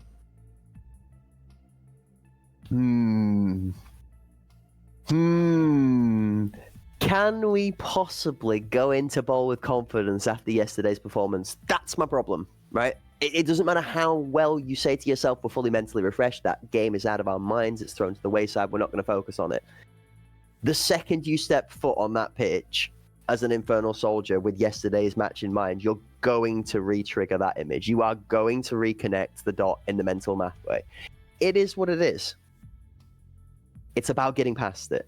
And even potentially, if strength of mind allows, being able to actually think back into that scenario yesterday without it affecting the mental and assessing what was about that made it so brutal yesterday and being able to pull that to your advantage, because that's the big one. Can you look at what problems hit you yesterday, and instead of sitting in your woes and being like, oh, well, this guy's just better, or oh, I didn't get killed out in front of cover, or whatever the excuse is, if you're able to look past that and go, but if I position myself here, or if I spoke to my teammate and said I left that open, or if I shouted to Jim on the side, I need your help, Jim, we're swinging this guy. A little bit of communication, a little more action, please. Because all this conversation ain't satisfaction in me. Too much talking and not enough shooting. And I need to see some more of that going on in the game from the Infernal Soldiers today. If they're going to be able to bring us an EA Sports, it's just in the game success. Because it might be in the game, but we're not just yet. We're going to build that anticipation up a little bit more for you guys at home. And in the meanwhile, I want to know what you guys in the chat are thinking when it comes to who's taking this game home. Hort, I've given you my hot prediction for the day, whilst the folks in the chat are delivering us their verdict on who's going to take it. Who have you got your eyes on in this next matchup? I'm gonna have to go with K3. Just like I said, I don't know as much about Infernal Soldiers, but I've enjoyed watching K3. They are very, very talented, and if they show up to play, I feel like they can take this 2-0. And I don't think K3 wants to see a Bay 5. I mean, especially after yesterday as well. But again, it's a very confident team. We talked about they've won the ASPL. They did well in the HPL, stealing away that 4th spot right at the end, away from those friendly guys, punching their ticket into the ACS. They've been just gobbling up experience left and right. And it's a very talented team. I think, like I said, we talk about bad days, off days. Yesterday was really the first time that we've seen K3 have some struggles. And so I think they're going to be very hungry here today. I think that they're probably going to take this one in 2-0 fashion. Can't believe you just said 2-0. I'm going to write that down as well. Yep. Okay. And you said to me that we were going to be out by 2, and that I was just saying to myself, well, Hort's all in for the bucket and the basket of fun too. 2-0 across the board. Okay. Okay. I like it. Yeah, I told you I'm good at being wrong, so I'm just throwing it out We're there. back at this old chestnut. I went with all the underdogs yesterday. I had a strong feeling I was going to lose most of my predictions yesterday because I was having high hopes for the underdogs, but I'm buckling in a little bit today and just being a little bit harsher here today, I guess. But I'd love for teams to prove me wrong as well. I'd love for a DM later. Don't know what you were talking about, Sauce. You were completely wrong on that one. No harm, no foul. So, like I said, I'm just here to just have a good time. But yeah, I think K3 is going to be real hungry in this one. Must have accidentally wound up the Spartans, as I can see them creeping into the chat earlier as we misnamed their players under a different roster. Well, there we go. Shade incoming. I see a hiding sheep, no hiding no more. And good old Gal, after some great work yesterday. A tip of the hat to both members of the Spartans there in the chat, as well as anybody else that competed yesterday that is sitting and enjoying the action today, waiting for your game. We're looking forward to seeing more of your guys' play later on today. But whilst we wait here, we are currently prepping up for our next matchup, which is really going to set the tone, I think, Hort. This first map here for us on Skybridge being such a K3 map, which we've spoken about so many times, right? If we look to K3, we think the first map they're going to put on the table, it's Skybridge every day of the week. Even through a pick ban scenario, if they can avoid everything other than Skybridge, they will ban their way down to Skybridge every time. If the Infernal Soldiers can get 5 to 7 rounds past them on Skybridge, that's always my test. Any team puts 5 to 7 rounds past K3 on Skybridge, they've got a good chance on every other map of beating them. I mean, that was my stipulation for Bowl. I said I want to see Infernal Soldiers get at least 5 rounds on Skybridge because, like I said, 9-0 is tough yesterday on Bowl. You mentioned it as well. It's going to be creeping around in the back of your mind. Yes, it was against a tough team like EPA, but even so, I think, any team in this league would expect them to be able to take a couple rounds off of any great team. And so here's a great way to prove it. Best of 3. I think, both K3, both Infernal Soldiers really have something to prove here. And I think it's going to make for a really exciting match. Something to prove is an understatement, actually. It's funny. Do you know what? This is a good point. A lot of people in the chat are actually going to say this and emanate with this one. I think they're right. A comment I saw that rolled up just a second ago is these guys are two of like your people's champions teams. The K3 storyline that has come alongside that roster is they have been trying their best to achieve greater and greater things every time they've turned up and not quite made it up until this year around. It's been a good story to follow. Definitely one of the teams to champion. And I think the Infernal Soldiers as well is a team made up of good, like-minded, good-hearted people that interact with lots of parts of the community. You know, you get Bran that's been there for a while, the Crispy Lemon that surrounds himself with the Infernal Soldiers lineup and helps doing a bit of that socialization as well. He organizes some of the scrims. You know, these people, that part of that team is built off of good, well-respected members in the community. Like I say, it's another People's Champions team. So I think there's going to be a lot of favor in the chat and a lot of split decisions. I've seen a couple already. I don't know who I want to win because I like both of them, but I just want to see a good game. And I think I'm actually in that boat right now because both teams very much are pleased to see, but I don't know which one's stronger. I really don't. I think it is map dependent heavily on this one. Yeah. I don't know. I still think K3 is favored just because you look at their recent tournaments and how well they played. We talk about them winning the ASPL and all these other things. So I would say that K3 is the slightly favored team, but that doesn't mean that they can't be Infernal Soldiers. So I'm just excited. Let the players do the talking. Absolutely, ladies and gentlemen. So we are going to take a quick moment to have a look at the flyover of the map we're going to be flying on into. There's a little bit of an issue with the lobby loading us in there. So whilst we get that delicately dealt with, we're going to take you guys on a little bit of a ride. So join us on the Cracked and Hot Airways as we fly over one of the arenas inside of Escape from Tarkov.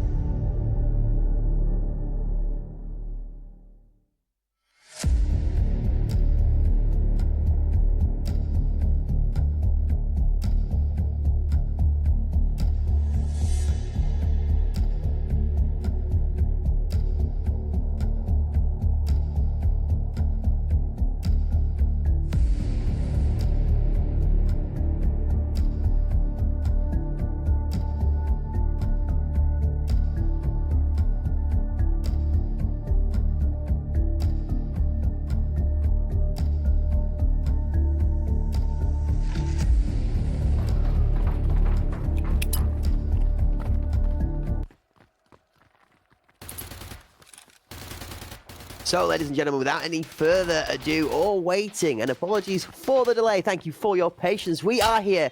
It is Infernal Soldiers, it is K3, and it is Skybridge, the first map in our best of 3 head-to-head for these two teams. Currently, Infernal Soldiers start off their first half on the defending side, K3 on the attack. Malikan, that captain we were talking, the menace we were looking for, now backed up by Jiras and Griffin, find themselves 3-4 kills with Semda slamming on the sniper as K3 kick off this one with an absolute barnstorm of a blitz. Mr. G White's left last alive in this with a 1v5. He's going to have to pull off a miracle. Whoop. At the start of it, Malikan will go down here. Mr. G White's will try to dance around a bit. Jiras going to hit him with a sweet chin music, though, and that'll be K3 with a decisive round 1 win. Semda back on this sniper, though, and already putting work here on Skybridge.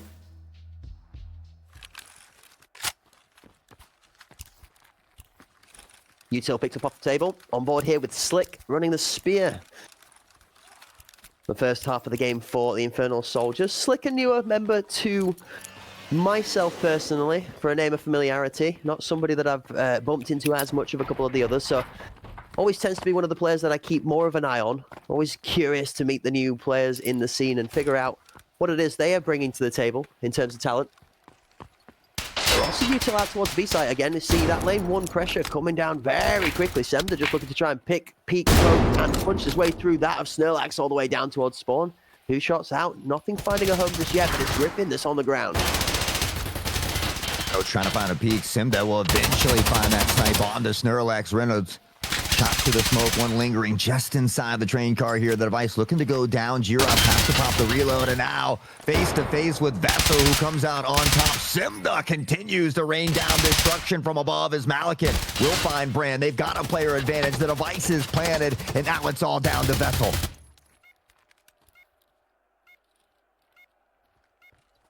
Gonna take a moment to let it slow. Vessel takes a second to compose himself, steps out, but does not manage to land shots on either of the 2 members behind that sight box. A good effort nonetheless, but the K3 squad is playing an exceptionally tight game so far. 2 rounds in, 2 rounds on the board. Good score lines to show all round as well. Reynolds deathless, Semda deathless on that ranged marksman as well, doing a great job for their team. I mean, this is why I was a little sad yesterday when we didn't get to see Semda on that TRG. At times, I refer to him as almost that Ace Jr., the up-and-coming rising sniper here that looks to be a shining star for the squad. We knew K3 was going to be hungry for this dub after yesterday. They've had a couple initial B pushes here. I think mixing up the strategy has been great, and already Malikan opening up with a pick on the Vessel. Jiras is playing a spot that I really dislike and really love all at the same time because it's so gross, man. Deep tucked right-hand side. We call it plant pot because you can literally sit like a weed in the grass in the far right-hand corner and play really sneaky. Something you might be familiar with, Mr. Hort. A very, very flavor of the month for your playstyle, is that not right? You know, I've been the W key master with that Enforcer kit you gave me, but yeah, you know, I typically love that rat play myself. Brand wasting a little time on the pick on it. Jiras, G White finds Reynolds. Griffin able to answer back. Will look to scoop up the device. Has cover of the smoke, but Slick presses forward through that smoke. Finds the pick, and Semda. Well, guess what? He's got the Glock, but it doesn't work out this time. Snurlax will sniff out the play, find it, and Infernal Soldiers will get on the board. Interesting. Semda pulling a little bit of semblance of that ace from yesterday, but not quite able to assemble the same amount of damage. You can't just pull the Glock out and be that ace. It's not how that works. You've got to be good with it too. An interesting sight there to see that is another player that has picked up the same secondary on the back of the marksman with very good reasoning. I don't think I'm going to be surprised to see many people now running this fast fire rate weapon as a battle for the TRG, but the battle for VIP is the place that we're going to lock our eyes on early on into round number 4. The first shots we hear are that of the Griffin. Fly to the bird as the claws sink into the member that steps out. Vessel, however, is carrying that of the soul of the strong members of his team as he delivers some form of damage back towards the K3 way. One stepping out as Vessel again will not leave his position. He will stand his ground, and a second goes down from K3. They've got the device planted at a minimum. Reynolds on the peak.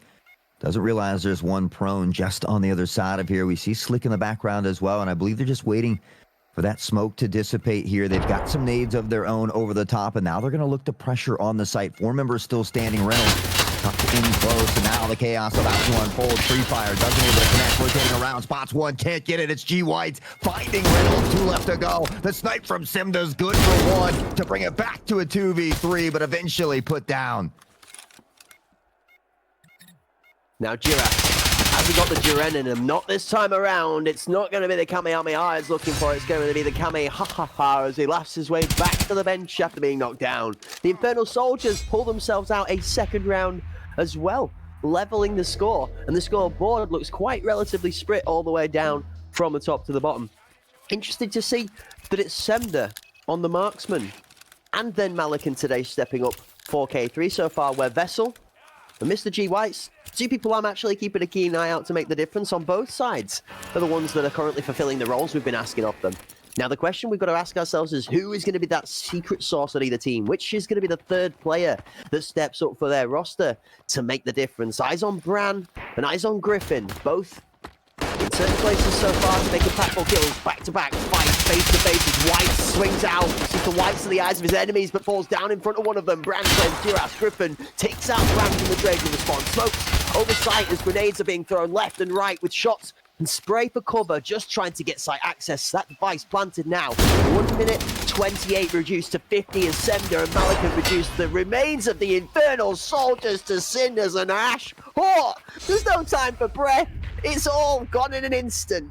I mean, we talked about you had mentioned Malikan being kind of that head honcho that really didn't show up yesterday. Well, he's certainly all go and all gas here today. Simda as well. A lot of really great shots out of this marksman.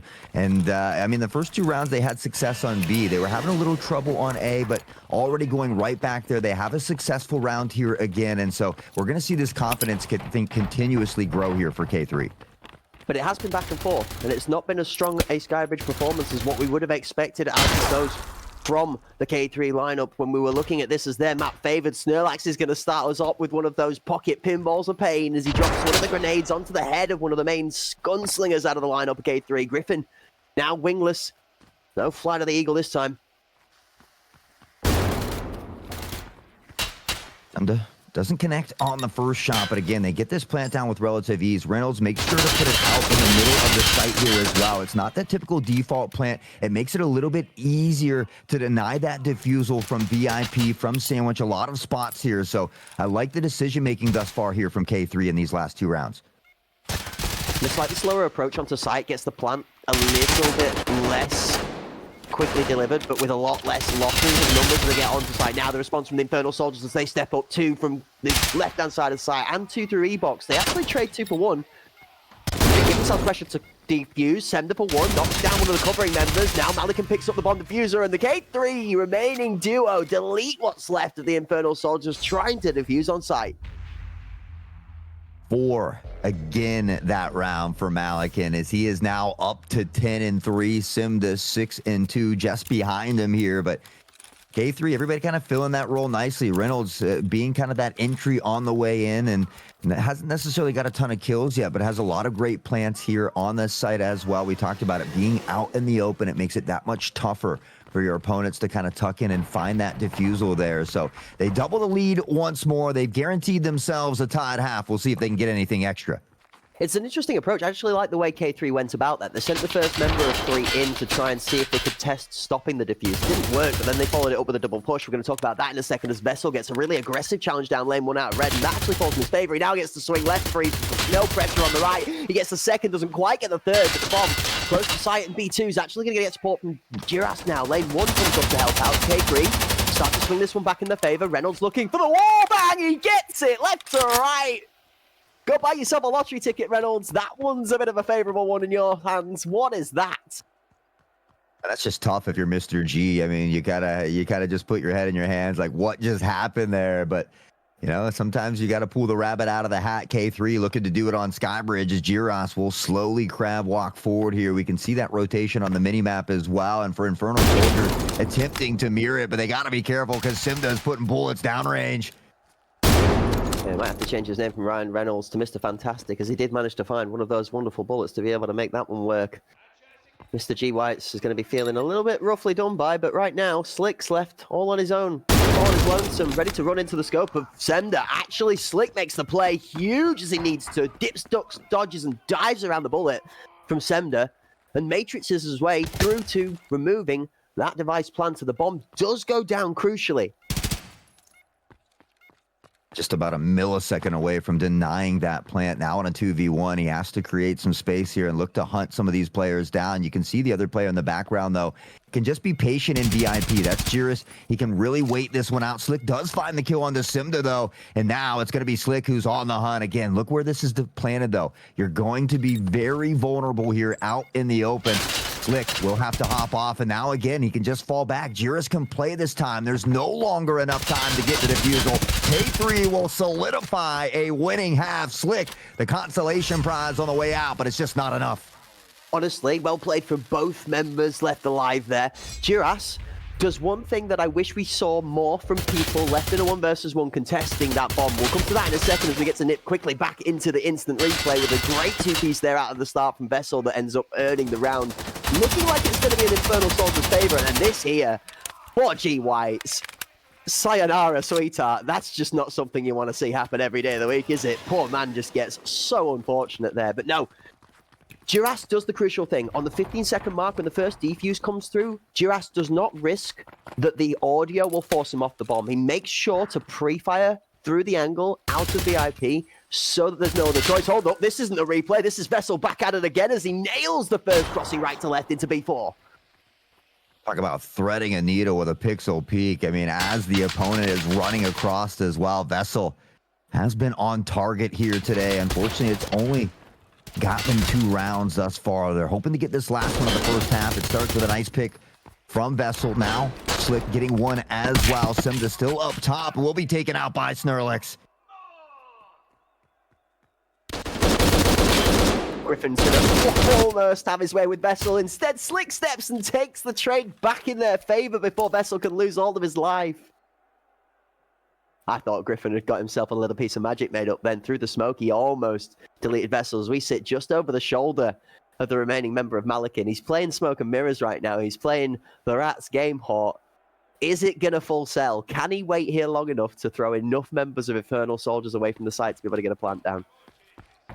And the nice thing for Infernal Soldiers is they've got the numbers no matter what. They can comfortably leave 2 or 3 at one site and then the opposite at the other. So for Malakin, cards certainly stacked against him. Only 30 seconds on the clock here as well. Needs something short of a miracle, and he's not going to get it. Mr. G finds that one, and Infernal Soldiers will get an important round at the end of the first half to bring it to 5-3. Yeah, good play from G. Whites. Puts a couple of sets of pre-fire down whilst the gap is closed by the K3 member that has to cover all the distance to get to site. Instead of G. Whites playing the proactive side of things and getting up on the top of the train, potentially leaving himself out for a trade, he waits until that gap is closed for him to be able to challenge at a better range for his platform. Steps up onto the top of the train, wins out his fight and closes the round down, but it's not really down to that last kill there, is it, Hawk? Most of the work is done there in the early to the middle parts of the rounds. Griffin had an opportunity, but it didn't quite pay off for him this time round. I mean, these last 2 rounds, the opening rounds, Vessel has had some kind of crazy shot downfield to start off with an early pick for Infernal Soldiers, but now they're on the attacking side, so we'll see what they can do at the start of this one. Right now, it does appear they are already in toward VIP and heading toward KFC, excuse me, so the action, I think, about to unfold at the A site.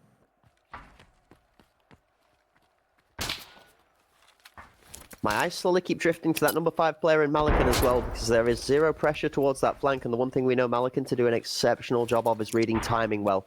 When is time to rotate safely? When time to rotate aggressively on the flank? That nade towards E-Box is going to be great!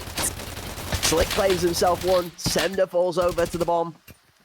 Slick again out for a second. Slick feeling himself now. He's starting to slip, slick, and slide his way through to success as he steals his way to a 3-piece. Malakin looking to reel it back, just find 2 of his own. And all of a sudden it becomes a little bit more feasible, but the time slowly ticking against them at the moment. 38 on the clock, 3 kills and the defuse needed. 2 tucked in toward the back of the site. Reynolds, Malakin Time slowly dwindling away. They're going to need to quicken this pressure soon. Looking to maybe work off of the util here to smoke off these lines and then pressure on the site. If you wanted two members from the KP lineup to the left of the line to be able to pull this off, it's Malikan and it's Reynolds together first on site as the battle buddy system pushes. Now they split. One's a VIP, one towards that KFC push. Brand under pressure as Reynolds steps in. There's not enough time left on the clock. Malikan makes the kill. There's going to be space to get to the bomb, but they have to deal with this player in VIP. 8, 7, 6. The device is being deactivated. It's all down on this duel. How long are they holding for? Brand with 2. 1 second and he gets it! K3 get the defuse under the pressure from the support. Malikan makes magic happen.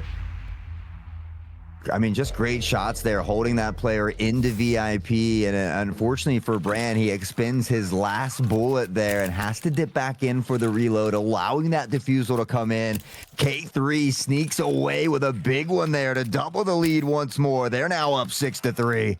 Oh, that could have been 4-5 so much quicker than it could have been 6-3. That was exceptionally well played from both teams, but the hold into VIP and the double system of pushing through together and then splitting that aggression because the time was not in their favor was the right play, the right call. Just K3 making multiple great split-second decisions. Absolutely love to see the team synergy here, and that's what it takes to clutch up some crazy rounds like that. Snurlax made toward Rat that doesn't find anyone here. Only one toward that B site for K3. That's going to be Malikan, and no flank coming in as it does appear he will rotate back just a bit. Simda continuing his sniping presence as he takes out Slick early. Lots of spray through the smoke towards E-Box. Does not find a target just yet. We do see K3 have 2 men over to that side. Grenade over the top off the roof. Doesn't take out Key Whites. It does a lot of chip damage though. Snurlax also feeling a bit of the brunt of the abuse from that one there. Semda holding on to this Glock, just covering the close angle as Infernal Soldiers have not positioned up to threaten aggressive onto site. Instead, they're watching the flank more aggressively, which is going to come in really wise right now. Keep a keen eye on Malikan. We see through the boxes that number 5 player on that magic movement and timing. Finds one, and Reynolds swings off of the contact as eyes are swapping directions from the Infernal Soldiers. They don't know which way to look, but from VIP they get 2. Brandon Vessel, they were able to grab 2, but just as quickly as they got him, it was return fire from K3. The defuse will come in with ease, and K3 will go up to 7. 1 away from match point, 2 away from closing this one out. It's going to be up to the Infernal Soldiers here to battle back. That was a bit of a stronger round from the K3 team. The first one before this and the battle from VIP definitely maybe created a little bit of confidence and some momentum for them to play off here.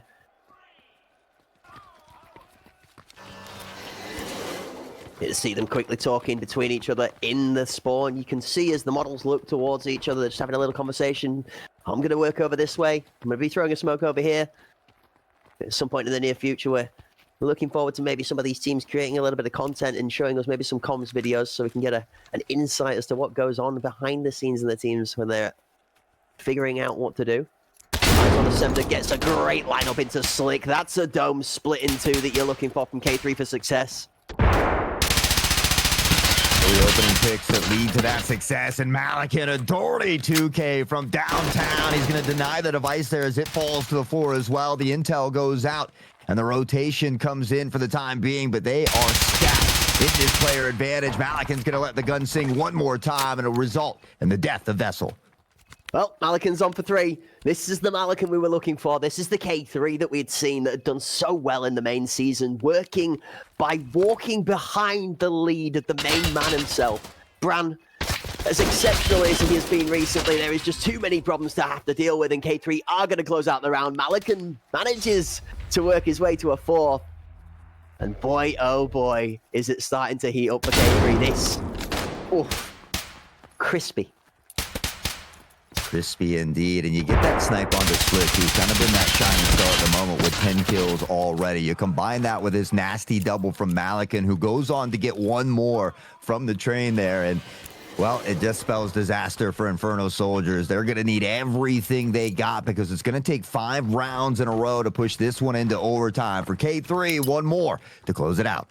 Yeah, I mean, we looked 2 rounds ago, and Branner's forced to the limits of the extent of his kit, where he's actually physically not got shells left to fight without a VIP. Snorlax pulls out one of those Snorlax kind of things in a Snorlax kind of way. That's an early grenade out of the opener to start off with First Blood. Slick looking to match up. He's going to send a second one the same direction, cover off, and it's going to be a relatively quick approach onto site from the Infernal Soldiers with that smoke set up. Both E-Box and Headshot out already. Slick on site, nade out, looking to loop one up and over towards the defending players. Jungle inbound. Griffin manages to work his way past it. Takes a bit of chip, but he's good for now. Anything you can do, I can do better, they said. An aid right back, but this time it collects a body. Smokes over the top here as well. The device has been planted, though, and there's only about 38 seconds for K3 to work with. Malikan on the flank yet again, and he has been an arch nemesis here for the Soldiers today. Yeah, Slick's as good at shooting as he is at catching, as Malikan is at flanking, and here we are on board as Malikan makes Magic and Menace look like the same thing all in one sentence. Vessel gets absolutely mutilated. Malikan on a rampage. Who can stop Malikan? Who? What? Where? What on earth is going on? It's back-to-back 4 pieces. 24 and 5. What? 24 and 5 is insane. I mean, what a showing here from Malikan and the rest of the crew. Simda as well, a ton of great snipe shots, and I had a strong feeling that K3 was going to be very aggressive, very dominant here today. They've started off on the right foot as far as Skybridge goes, but they're going to have to get through Bowl just yet. I had to control myself to not swear at the end there. I'm not going to lie. I had to hold a little bit of that in. Malikan, Malikan. Now that is the Malikan that we remember. 24 and 5, 4 MVPs. And honestly, Hort, you want to talk about the difference maker in a game that was pretty close for the first half. Sheesh. Yeah, I mean, I thought I felt sick this morning when I woke up. When I saw those back-to-back Malikan 4Ks, oh my God, somebody stop this man. He is nasty out there. But I mean, you do the job, you get it done on Skybridge. Yeah, you're happy, you're excited, but now you have to regain that focus once more because you have to win 2 in order to advance. And we are going to get ready now for Infernal Soldiers map pick on Bowl. But we talked about the struggles they had yesterday. I'm sure they've ironed out those difficulties. We talked about how tough that team they were playing yesterday is as well. So a chance for the Infernal Soldiers to regain here on Bowl. Yes, and we have to think, or hope, or pray, if you're an Infernal Soldier, wouldn't be an unfair statement after those last 2 rounds, that this is going to rile the team. This is going to invigorate some anger that may get delivered through force in the next map. Cannot let those last 2 rounds be a burden upon the task ahead. It's like you said, realistically, from a particular perspective, this is still the first game in the series. All you have to do is win 2 games. Because you lost the first one doesn't matter. You just lost your chance not to win the first one. You look at it the right way, it can seem a bit nicer. It's just depending on that perspective, right? I mean, I think if Infernal Soldiers can win Bowl, they all of a sudden get a ton of confidence because we look back at Bay 5 where K3 did struggle yesterday on Bay 5. So, you know, I think it's really important for them to come out early in here in Bowl as well. But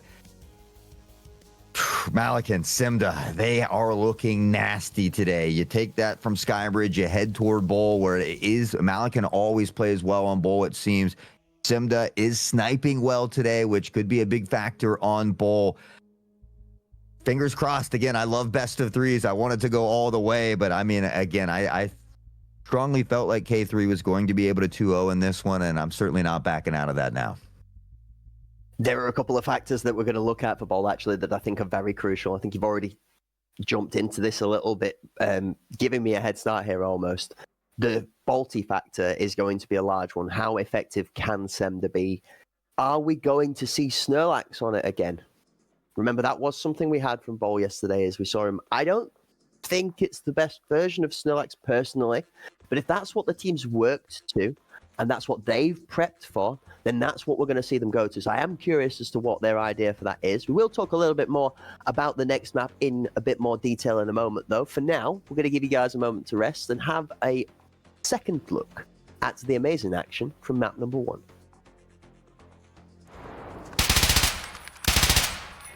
I mean, we talked about K3 coming out hungry. They certainly do that here in the opening round. Malikan is having a bit of a field day out there. Now, after these first couple rounds, we saw Infernal Soldiers answer back. They got a couple of their own. It wasn't until after that that K3 really began to find that stride.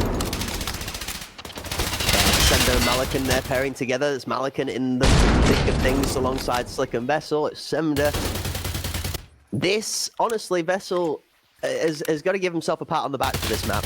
Might not have been a victory for his team, but there were continuous moments, time and time again, where Vessel was pulling out some great plays over towards his side of the map. You've got to give a fair bit of understanding here, obviously. If a team attacks the A side and you play B very often, then it's hard for you to do so much when it comes to impacting the game. Flip side to that is being able to impact the game regardless of which side of the map you're on, and that's what we're going to get to see here, and this is how the game ended. A great catch from Slick after Reynolds puts the grenade in his hands. Malikan. I mean, we're going to see it again and again because it's just that darn good. You watch it twice over and it still feels just as good as the first time. Snorlax gets found. Brand comes out and goes for the big swing, which on the left hand he has no choice other than to big swing out there, but Malikan's ready for it. I mean, he's 1, 2, 3. The fourth one at that point in time, we might as well be brushing dust off the cuff because it's just easy work. 2, 3, 4Ks in that one. I'm not entirely sure, but man was absolutely slaying it. So we're going to work on getting these players loaded into bowl for you. In the meantime, you can enjoy the wonderful aerial drone footage of the lovely map.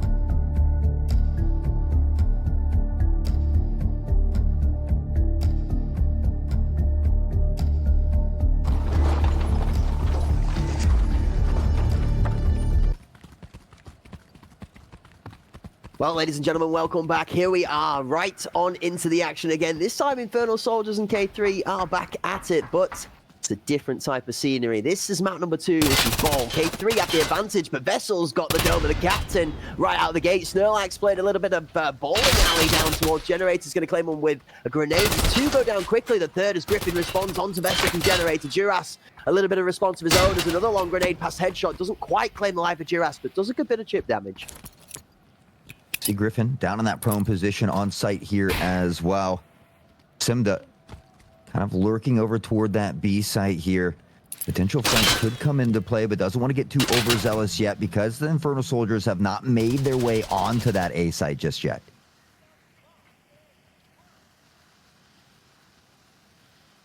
See Griffin tucked down low. Slick about to step and find that angle onto site. That's a good pick again. Infernal Soldiers have full control, and it's all left on Semda in a 1 versus 3. Vice planted. First is going to push out quite aggressively. Semda gets a chance to hit the shot, but only tags the arm for now. Now onto this Glock 17 to see what difference it can make. Back onto the TRG for now, but nobody peeking aggressively from Infernal Soldiers. Shows good discipline early on in Bowl. Woo! He gets one nasty shot though, needs 2 more. Swaps to the Glock. Maybe looks to bait out the defusal here as well. Can hear the pressure coming in. The spray comes in just a bit off the mark and to the left. Brand, the flechette rings true, and Infernal Soldiers will take an important round number 1.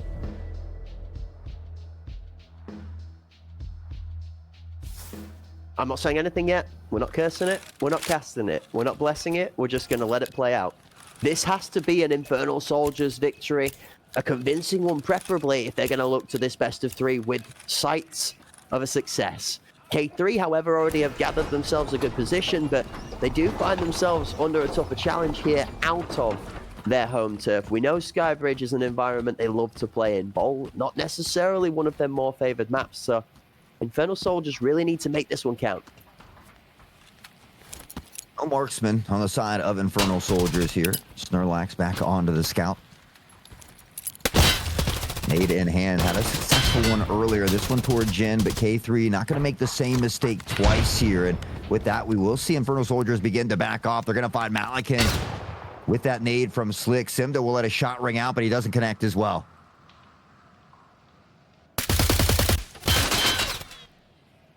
Back and forth the trade goes. It's Durax that's going to pick up Snorlax.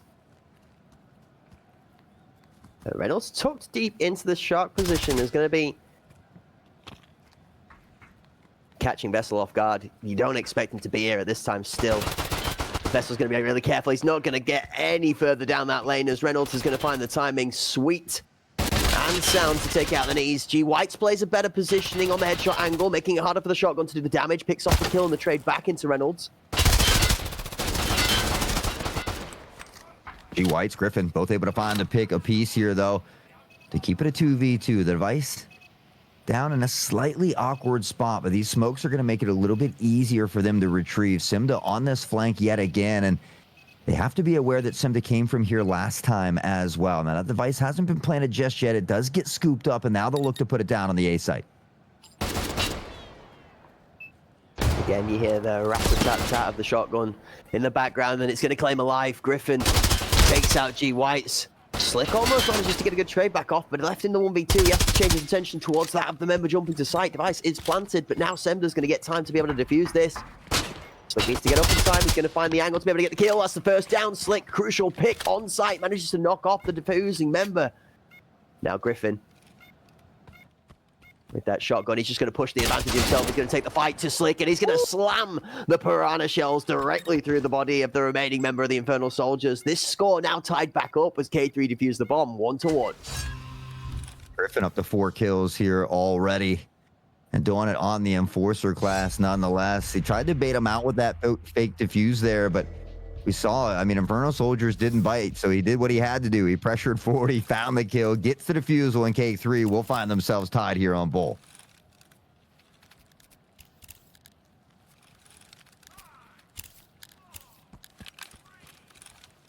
Couple of momentary swapping of the bits and bobs required to be able to fully empower the team as we leave spawn here.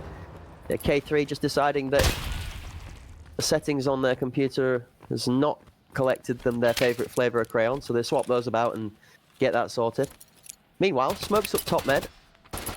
And grenade off a sight towards the ambulance from Griffin early on is going to stop anybody from the Infernal Soldiers being able to take that space. But what they don't realize right now is this heavy stack towards the A site is actually their strong side to weak side right now. This is where we want to be keeping our eyes focused dead set on, is how many people can send the get. Giras is actually going to be able to rotate from splits, pick one up. That's a huge one from K3. Relax into B plant. Timing's going to be everything, though. We see Giras on the other side trying to peek out as well. Vessel in the background getting to move past Fan here. Simda still on the site. They've got Malikan tucked deep here as well. Giras able to win the battle here at mid. The snipe shot from Simda does not connect. Now trying to dance around. There's one up top as well, and maybe in a bit of trouble. Able to escape to safety at the moment. Swaps to the Glock and is looking like Jason Bourne, but he does get put down by Slick. Infernal Soldiers with 2.1 members left remaining as Slick, the one in his name, probably equivalent to the amount of health he's got left on his bar. They're going to look to the cheese to try and top that up a little bit. Smart choice from Slick with 4 members left on K3. Time starting to get a bit short. The 30 left on the clock. This bomb needs to start committing to a site very quickly or it's going to be stuck on one side of the map, and K3 are going to be very aware of what they need to do. Not only that, but the more the time ticks down, the more that number 9 player in Reynolds is going to get space to move. Malikan picks off Slick. 15 on the clock.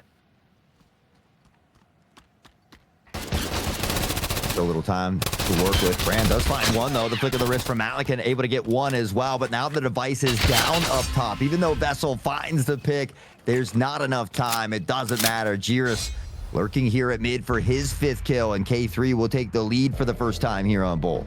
Yeah, Vessel does what he can, tries to take advantage of the fact that players must be rushing from the defending side with time low on the clock to try and make sure that the defuse or the plant is completely and utterly denied. Vessel doesn't even go for the bomb, tries to push out the front of the B site, but doesn't get the mag reload in time to be able to take advantage of the desperation under the chaos. Good effort nonetheless. Couple of good kills to trade onto site. Does take the space that Infernal Soldiers need when the time starts to get low, but maybe 5 or 10 more seconds and it could be a little bit more favorable for them. That one in the bin. K3 find themselves in the lead. They are on the defending side, though. We have said very, very much recently that attacking Bowl, extremely difficult. A lot of these nades toward Jen. He's going to avoid that one here temporarily. Snurlax will look to line up another one toward the site, and for the first time, Griffin just happens to not be there. Malikan, the shot on the Snurlax, and Malikan picking up where he left off from Skybridge. Griffin's going to go down again in this position. This always gives me nightmare fuel scenario. I just, nerves, edge of my seat feels. It's so readable, but it's so weird that you're just not going to see it coming. G Whites is matching him on a similar angle now, and the two of them are back to back through the cover of split. On Curtin, Malikan and Slick are going to pick up kills apiece. Meanwhile, Semda. Look at the position he gets that shot from. Meanwhile, Chaos on A, all the way back out of the lane from the nose, Semda hits that one shot, and then meanwhile, Slick still trying his best to fight his way out of the mire. Because Semda hit that shot, we now see Brand really respecting that position there from Semda. Slick, they isolate these fights. Griffin takes both, and a nice little 2K right at the end will put Griffin up to 6 as well. And well, K3 now starting to extend that gap just a little bit. It's going to be important that the Soldiers reel them in before it gets too big. You can see how well they played into that there. They kind of assumed and realized the Infernal Soldiers were committing to that A site after the pick from Semda. And Griffin has placed himself, like we said, in that prone position just off the edge of Curtain because he's got 3 members around him supporting him to be able to do so. It's not as risky because there's just too many members. Like, even if you get straight killed before you take anything out to trade with yourself, there's so many people ready to re-swing you that it's a risk worth taking. Oh, wow. I mean, Semda's been getting a ton of space here early. We see that Snurlax nade kill come in yet again here, this time on to Griffin on that site, but each time, I mean, there's really been nobody kind of preventing Semda from pushing out toward their spawn. He's looking to find another snipe deep down this lane here. We see the one tucked onto A plant. That's going to be G Whites. The flash connecting almost there as well. Yeah, you get two players aside, each fishing for angles back and forward from current position, whilst the other members of the team are using that util. Semda's going to find that pick onto the nose again as G Whites goes down, and then this is going to force more of the Infernal Soldiers to have to respect that flank, like you mentioned. Reynolds finds Vessel. Both backside and front side members of the Infernal Soldiers taken out. The space starts to close. Semda moving in. Shots from the shotgun. Malikan takes out Brand through the smoke. Starks has got a good response. Oh! Free fire was almost perfect. Creates that audio cue running, allowing Sunrise to have enough time to find that reload as well. The peek from the Glock, and it's Simda this time. Switch, last member alone, trying to look back towards Simda. Doesn't realize that Giros is tucked onto site. Takes a bit of damage now, trying to pressure forward the right-hand peek, but it doesn't matter because Giros continues to collect heads. K3 now starting to put the rounds in bunches.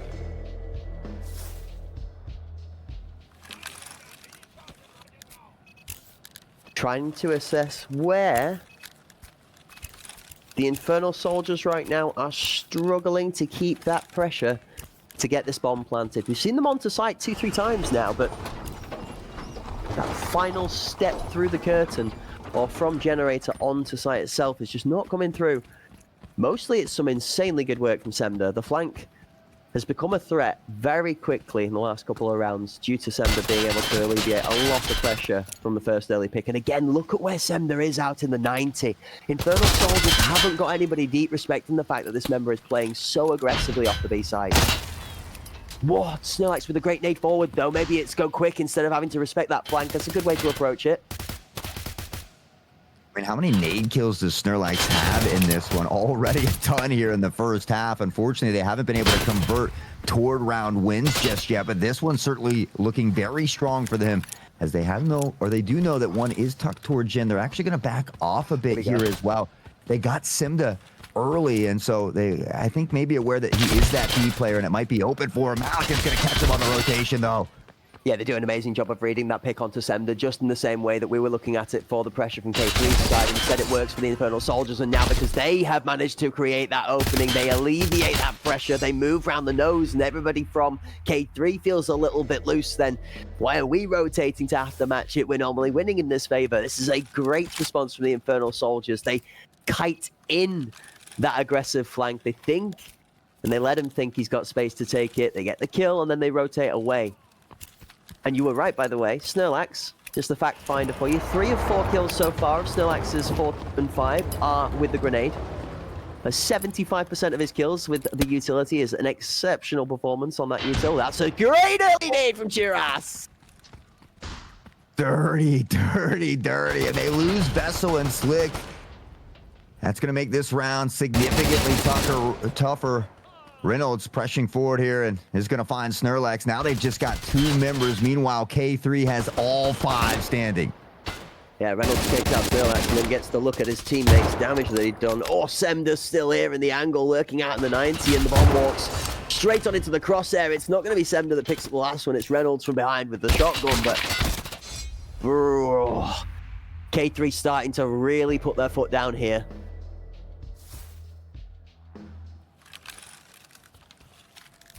Yeah, I almost would have liked to maybe seen a little bit more of a presence toward that B site from Infernal Soldiers, just because we see Simda over there alone, but it's always easier said than done when we're up here in the booth. We don't have the intel that they have out there and what they're trying to do, and so, you know, right now, it just, they had a couple close rounds. They just haven't been as successful as they would like, obviously. So we'll see if they can start to turn it around here at the end of the half. I mean, if they grab this, make it 5-3, win the first couple rounds of the next half, we'll find ourselves tied up.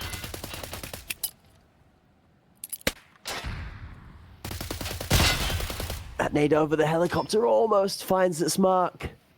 There's so many players we've seen in this head-to-head where people have been able to avoid grenades by mere fractions of movement. Oh, bruh. I'm not sure Semda's aware of how many people he's going to peek into here in a second. Brand's going to be tucked away from cover as the left hand does not work in Semda's favor. Now he knows. He's able to get back to safety, though. Here comes the peak, spots the shadow. That one doesn't connect, though. The flick of the wrist, and the second time it will. Vessel goes down. Giros finds Snorlax. Simda eventually will be flushed out here by Mr. G, but the damage has been done.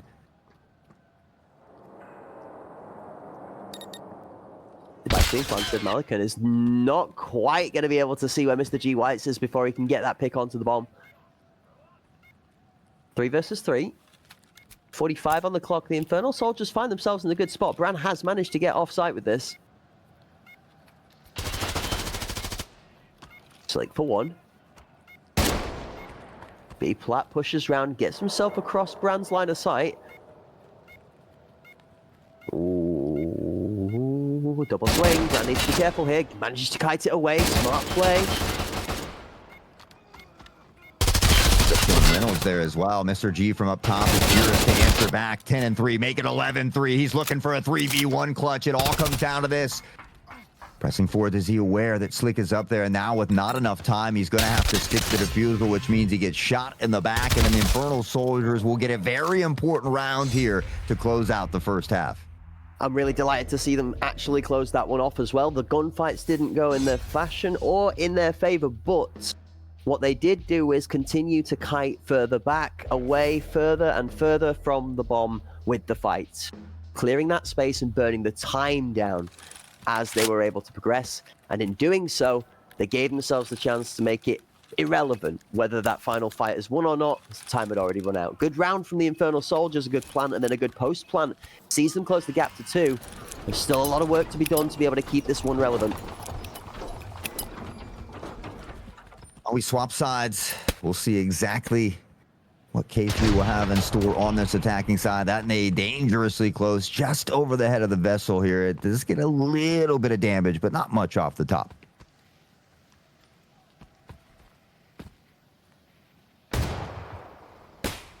Shots off for Semder as Mr. G White gets annihilated. Vessel does one in response. Reynolds, Slick, we're gone. Plaid stripes in the kill feed, and boy, oh boy, are we cooking.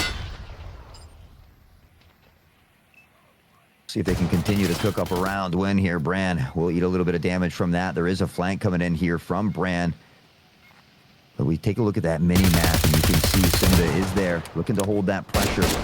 Now around from A-Plat. Bran knows he's there as well. Continues to let the Saga sing, but it's getting low in the mag. Simba swaps to the Glock and drops him on the spot. Snorlax coming in through a headshot will be spotted by Giros, who's able to take him out, and K3 will gather that round and double the lead once more. Bruh. I'm seeing scoreline again. Something's reminding me of a 24-5. I don't know what it is, but Giras on 13-4 right now is looking rather keen for another very intimidating and daunting total for kills to death.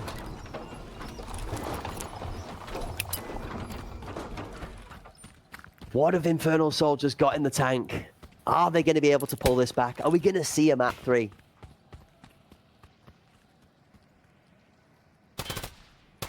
We already see K3 beginning to shift toward the A site once more. The Soldiers have 3 stacked this way, and it looks like Snorlax is beginning to rotate through spawn to head back this direction as well. They've been able to post Simda up to hold off these flanks, but already Jiris finding this pick on the Vessel could spell trouble. I mean, Vessel 3 and 7, that is not something we're used to saying.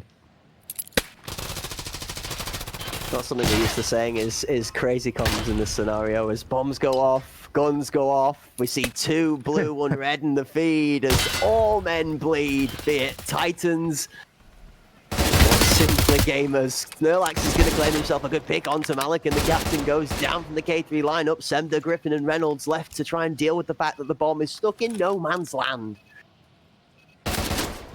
Oh, Snorlax has been spotted though. Looks to exchange some fire, but Simda up top, raining down destruction yet again. Bran will answer back on to Griffin, but he's taking a ton of damage here, and he is hanging on by a thread at the moment.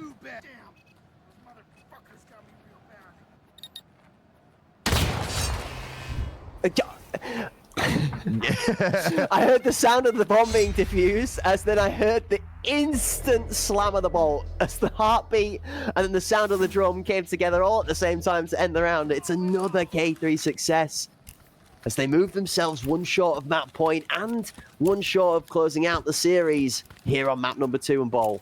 This is a great showing from K3, and it gives me confidence for their continued hopes towards the rest of the Pinnacle tournament. This is the kind of performance we're going to need to see from them if they're going to try and compete versus the likes of your Outcasts.EPAs, your Sicarios, your Panderics, and even some of the other top-tier middle ground teams. You often say you're not defined by that loss, but how you bounce back. And from that tough day yesterday, K3 bouncing back here strong today. Giros already an early pick on to Snorlax, who's been the grenade master here. Simda, a quick peek will leave Brand weak and in the dirt yet again. They've got a 2-player advantage, and they are looking to go to match point. No messing, no nonsense. Not wanting to take any longer than needed either. Griffin goes down to Vessel. Big kill, but Semda's there to level.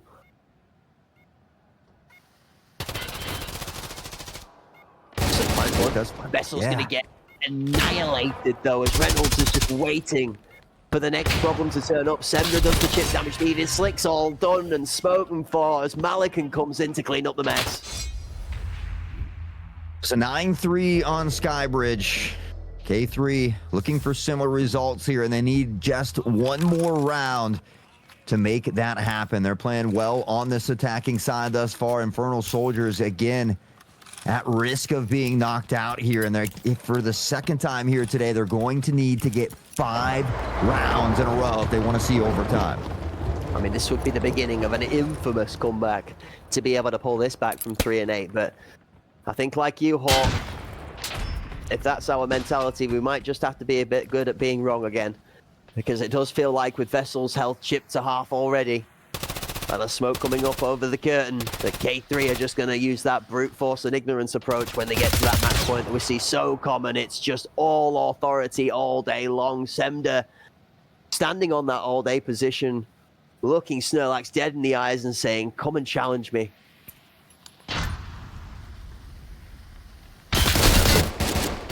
Forward toward Jen. Griffin has spotted him, though. Exchange a few shots here. Has to be careful. Slick has taken a ton of damage from that as well. They're going to try to inch forward, but Griffin eventually going to take the head clean off of Brand. G back to Jiris. The trades come in, and now Slick will find Malikan as well. Device planted. Shots through the smoke to headshot. Slick again. Look how much health left.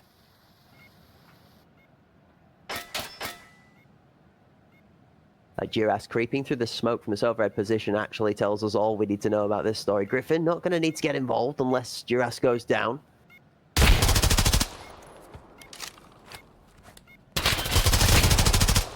Time is ticking away here. 20 seconds on the clock. They need about 5 or 6 of them for the defusal. They've got to get through 3 members of K3, and K3 looking to close it out in 2-0 fashion. The snipe from Simda. Vessel good for 1, but needs 2 more. And Giros will close it out. K3 has done it. Back-to-back 9 threes. They close it out in 2-0 fashion. Giros this time 17-6 with 9 assists. Yeah, it's a good backup and supporting performance from that. Out of the MVP from the K3 side in Semda, 14 enemies killed. Only 1 headshot, but that's the TRG for you. That thing hits hard. A 14-5 performance under that of the 17-6 from Jiras brings this K3 team to a 2-0 success in the head-to-head. The best of 3 goes in the favor of K3, and they will continue on in the EU Pinnacle Season 2. I had a strong feeling K3 was going to be coming out with that fierceness here today. It was a 2-0 fashion that leads them to advance into that bracket here. And we've got one more best of 3 on the docket for the day. Outcast EPA here in a few moments. And I mean, is anybody going to be able to topple them here in this lower bracket? Is this not the team favored to do it? For me, looking across the rest of the teams that are in that lower bracket now, if anyone's gonna, it's gonna be looking to Ancestral. I mean, maybe I have one more potential that might be able to knock them off the running, but I do think that this is maybe even more Outcasts.EPA favored than the previous match would have been considered K3 favored after the first. Maps will be interesting. they'll probably play a large part in the deciding of our opinions on this, as we've no particularly aggressively favored ancestral map in my mind, but we have spoken a lot about the Outcasts' perspective of being ball favored, then fort favored, now no longer fort favored, back to maybe ball favored. So I'm looking to the map choices to maybe set the tone a bit more for my understanding. I do think the Outcasts probably 2-1 favorites in this one. That's pretty generous of you. I feel like I feel like the Outcast CPA are going to look to get it done into. I will say though, Ancestral was playing very good today. You know, we saw them have a couple very decisive wins, even a 9-1 on Fort. So I mean, if they play like they played at the beginning of the day, you're right. They very well could take a game away from Outcast CPA. Strong players, strong performance, and all round a good team to look forward to seeing. Both of these two teams are going to clash in the very near future, and we are going to be looking forward to that. However, we are going to be cooking you up some highlights and also a 10-minute respite. That's right, folks. Don't want to be burning you for too long at both ends of the stick. Instead, we're going to go fetch a new one, all right? So go get yourselves cooked up, ready for more chaos inside of the Coliseum as we roll you to some highlights.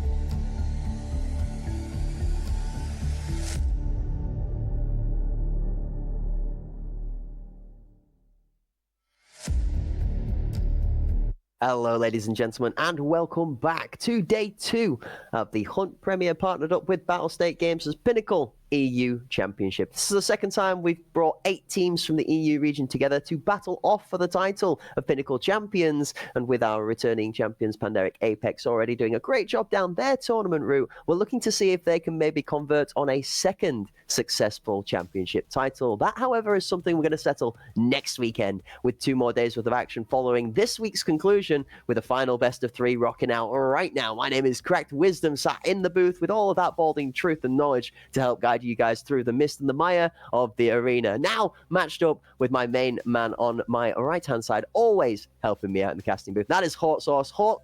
It's been hot topics, it's been hot games, and we've had some really spicy plays so far. Where's the sauce in our next matchup? I love this Ancestral team. They're a group of cool dudes. Fedis, I've talked to many times. You know, nothing against them. I'm going Outcast 2-0 in this one. It's hard to bet against the Outcast in a situation like this. I'd love to be proved wrong. I'd love to be shocked a little bit. We saw Ancestral have a 9-1 on Fort earlier today. I think that's where we're starting out for our first map on this one. But Outcasts are also really good at Fort, and so I think I don't know. I'm still going to lean into Outcast for this one. We take a look at that head-to-head. Walker, Blitzer Girl, Pablo, Nemo, Fox, they have been nasty, and I expect them to continue to do so today. Yeah, you hit the nail on the head. This has become my proverbial catchphrase when it comes to nailing down the facts surrounding the scenario for the next match. The 2 teams on your screen here in the head-to-head, that Outcasts.epa lineup that is going to be championed and captained by the man himself, Walker, who also puts a fair bit of time into making some of these awesome graphics on the screen for you. You've got Blitzer Girl, Nemonas, Fox, and Pablo backing up that Outcast squad. Taking off against Ancestral, who we saw earlier today, Yezmas, Kafenas, Geistras, Cynthia, Spedas, and the extra members that have been helping them out from the bench. Today, we've had a couple of people step up from different teams. The entirety of Ancestral, for me, Hort, needs to step up today to be able to take out this Outcast.epa squad. We're going to have a look at the map picks and bans as to helping us out thinking about that scenario as to which one is favored. And like you mentioned, Fort is going to be our first environment for the clash of these 2 teams. Ball, that's a no-go for the campfire. Ancestral, they're not having any of that long-range action. They don't want any of the war grenades. They've watched the YouTube vids, and they don't fancy that kind of fire. Response to that, EPA have said we are going to take away the Coliseum of Chaos, that close quarters battle scenario in Bay 5, which leads us to the CQB and 4 instead. Yeah, Fort, I mean, we saw Ancestral play well earlier, but they've got to do it against a team like Outcast EPA, then off to Skybridge, where they've often played very well. I'd love for them to be able to take a map, because I'd love to see Iceberg here today. That is our decider map should we need it, but I don't know. It's hard to bet against this Outcast EPA team. They are very good on these maps. You know, we've seen Walker really working on these nade lineups, even, you know, being gracious enough to share with the rest of the community. But we're going to need to see Ancestral firing on all cylinders right out of the gate and really limiting any of those minor mistakes. They're going to have to link. Honestly, they're going to have to limit and reduce all of the mistakes made inside of every map here today. For me, I'm not trying to sugarcoat it too much. I think it would only be fair to say that Ancestral have a large task up against them here in this head-to-head in the best of 3 if they are going to have a shot at keeping themselves in this tournament. For the Outcast.epa squad, I feel like they are favored going into this matchup. The ball is theirs to drop, essentially. Skybridge is something that they've shown that they're very comfortable to play on, even if it's not a map that they've gone to and picked first against a couple of teams. I don't see Ancestral being another team that either selects Skybridge as one of their favored maps, so I don't think we find ourselves at a decider here. And you know me, Hort, I'm always happy for some Iceberg. I'm always excited to see us go to the new map that's been dropped recently, as I'm a big fan of that environment. But I do believe, in my hopefully informed opinion, that we go 2-0 one way or the other, regardless of the outcome and which team. I do feel this is strongly EPA favored. Yeah, I'd have to agree. I mean, we have seen them have a little bit more success today. We saw, I think J4 was stepping in for Cynthia here today as well, and was playing very well on that Enforcer class. So something that, you know, to keep an eye on. But again, Outcast EPA, they've looked very good on maps like Fort, Skybridge, even Bowl. I think that's why we saw Ancestral ban away Bowl immediately. So, you know, Ancestral's done their homework as well. They're going to come prepared for this, but it's just about executing every play, every round flawlessly here if they want to take, you know, at least a map away from Outcast. And we've seen even the threats from a 7-1 scoreline successful in the first half be challenged, but not converted upon yet. We have seen no team thus far in the Pinnacle Season 2 be able to do any better than going from 5-3 as the deficit to be able to convert on a win. Anything 6-2 and above so far has been a victory for the team that has finished their first half in the lead. Looking to a similar scenario here, or even a more drastically bigger upset from Ancestral in the first half of both of these maps, if they're going to be able to challenge. We've seen how well the Outcaster EPA squad has been able to come back from 3-5, 2-6 sometimes on maps. Even the example against Sicario yesterday in that best of 3. When they were down, it didn't look like they were out until the game was fully closed out, and that's something Ancestral are going to have to respect all the way down to the wire. Yeah, I mean, again, from the nade lineups to Blitzer Girl, who's been on a tear. I mean, we've seen Fox even have some crazy standout games. I know you talked about it earlier, I think maybe during break, but just had a feeling that maybe Fox was going to have a standout performance here today. I think maybe it was yesterday, Pablo had a few issues as well. So that's one thing I'll be keeping an eye on, you know. Has Pablo kind of, you know, maybe just had an off day? Is he able to make those adjustments and come out strong again here today? Yeah, absolutely. I mean, it might not be the map that we get to go to, or the jokes that are going on in the chat about Mount Everest of Iceberg being the hardest challenge of being able to actually get the map to feature on screen. But Mount Everest is a pretty good metaphor for the challenge that Ancestral have got in front of them. This EPA.outcast, or Outcast.EPA squad, I'm going to be honest, other than the Sicario match yesterday, they have looked unstoppable. Sicario stepped to new heights yesterday from what we've seen of them recently to be able to beat them in that best of 3. It's not a case that the Outcast, the EPA squad, has fallen off at all. In fact, actually the opposite. I think it's more a case that the competition all around has risen, as we attested to much through the ACS as well. Well, for me, I don't know. I would love to see Ancestral, like I said, take. I'm a big fan of the underdogs. I'm a big fan of the upsets here, but I just don't know if I see it happening today. Outcast EPA, I think they're a little bit surprised themselves to be down in this lower bracket. I think they were expecting to topple Sicario to yesterday. So I'm expecting them to have a very strong run in this lower bracket. And while that's going to have to start here today, and I think they're going to want to make a strong statement across the league as well. And so that's what I look for here, not just in the series as a whole, but right off the rip. I think whoever comes out swinging, grabs those first 3 or 4 rounds, it could be a short day for their opponents.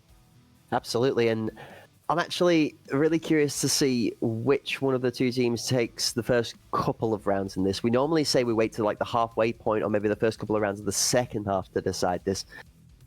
It's not going to get that far. The games are going to be decided by the time we get to that point for me in this one. I feel like the first few rounds, it's going to be dominance one way or the other. I just get the feeling that somebody's not had the cereal this morning. So as we are currently rocking the teams on into the game, I wonder if we maybe have 20 seconds to quickly remind the folks at home of the bracket just whilst we load into that one for those that maybe have turned up to catch the final game of the day. And then we will be diving very swiftly on into our first map of the final best of 3 of the day. There we go. Hort. Looking good in the bracket. Starting to fill out now. Yeah, I mean, we got credited with at least one best of 3 yesterday. We saw Sicario able to topple the Outcast there in that one. But taking a look at this lower bracket and how these teams got down here, it was a strong performance to K3 that will lead them to play Spartans to next weekend, And then Ancestral had an incredibly strong showing against only 4 frags as well. And so I think, again, playing very, very well today. If they can allow that momentum, that confidence now able to spill over here against Outcast EPA. And a reminder, it was Fort that they had a 9-1 showing on today. So I think at least they're starting on a very comfortable map for them. Yeah, absolutely. This match we're about to feature right now is Ancestral taking on the Outcasts.APA squad, as both teams are ones that found themselves in the lower bracket courtesy of a loss to Sicario. So as these teams are selecting the weaponry they're going to use to fight it out, we have to remind ourselves that this is a battle for revenge. One of these two teams is going to be granted a chance at fighting for another shot to be able to maybe knock Sicario out further down the line. If they do that, they're going to have to complete a lower bracket run and make it all the way into the grand final, and they're going to have to see Sicario knock out the previous reigning champions of Pandemic Apex. That is for next weekend, though. We get to look at all that action later on during the week, Saturday and Sunday, same time as we started this week, so you guys aren't having to rejig your schedule at all. Should be the same time, same place, and the same level of action, if not better. Finishing out today's match, that number 6 bracket that falls down with the Outcast.EPA squad fighting against our number 7th bracket of Only for Frags, going against Ancestral, leaving these two teams to battle for that spot. Ladies and gentlemen, Ancestral versus the Outcasts. And that nade is gonna find a home at Walker's feet. I think he just kind of knew what was in front of him there and accepted the fate. But it's a nice early kill for Ancestral. It's a lot of action toward the B site. Fox on this Enforcer class this time, able to pick up a kill of his own. He's immediately taken up that space that Walker ended up giving, and you're absolutely right. I think Walker heard it, looked down at his feet and went, shots out. Guys just doesn't quite manage to take out Blitzergirl as she hops into connector.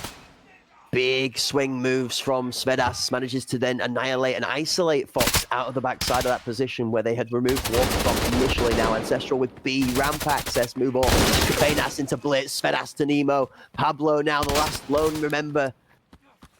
He's remaining alive, but not remaining alive for long. I say that as the bomb goes back the other way. Ancestral not wanting to play with fire.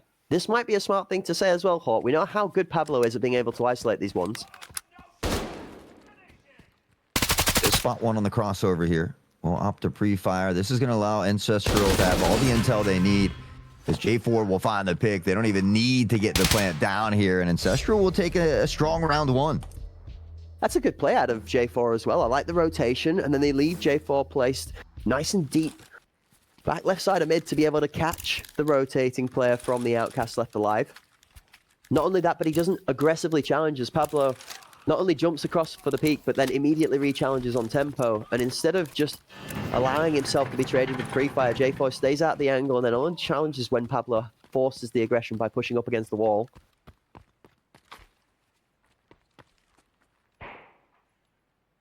Cautious of this cannon pressure once more. Early utility here toward mid as well. Walker just on the other side this time. He spots the device, but it's yes miss to get him. And Walker taken out early, both rounds in a row here. Nemo's going to fire back, pick up a kill on the Gastrus to bring it back to a 4v4.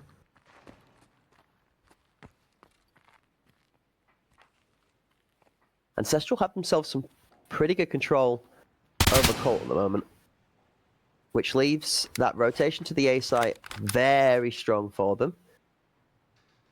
You see that number 3 player in J4 holding just underneath the bedroom drop, as well as Kafenas, who we're on board with here in the lobby. Yesmas is going to pick up a kill with the grenade over towards that B site. That's Svedas trying to find his way through to Arch. Nemo spots him, trade a bit of damage for both players.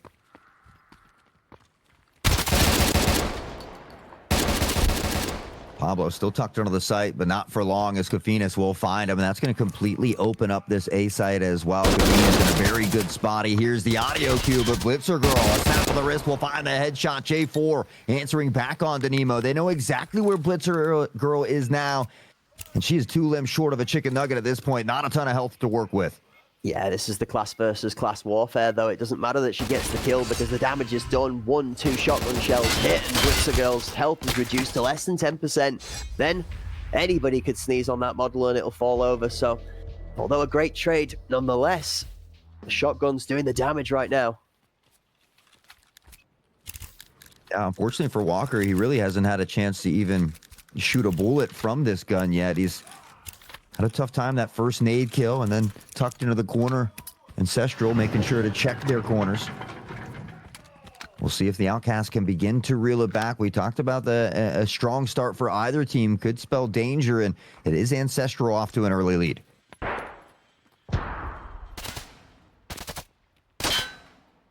Slow push towards cannons leaves Nemenos in a very good place to be able to clean this up. We know how good he is playing this position as well. Svedas actually does some great moves as he circle strafes his way up that ramp towards Dark and claims the kill, and cannons now pressure having to be challenged by Fox. Second steps out, good first kill with a shotgun. Svedas rotates quickly to mid.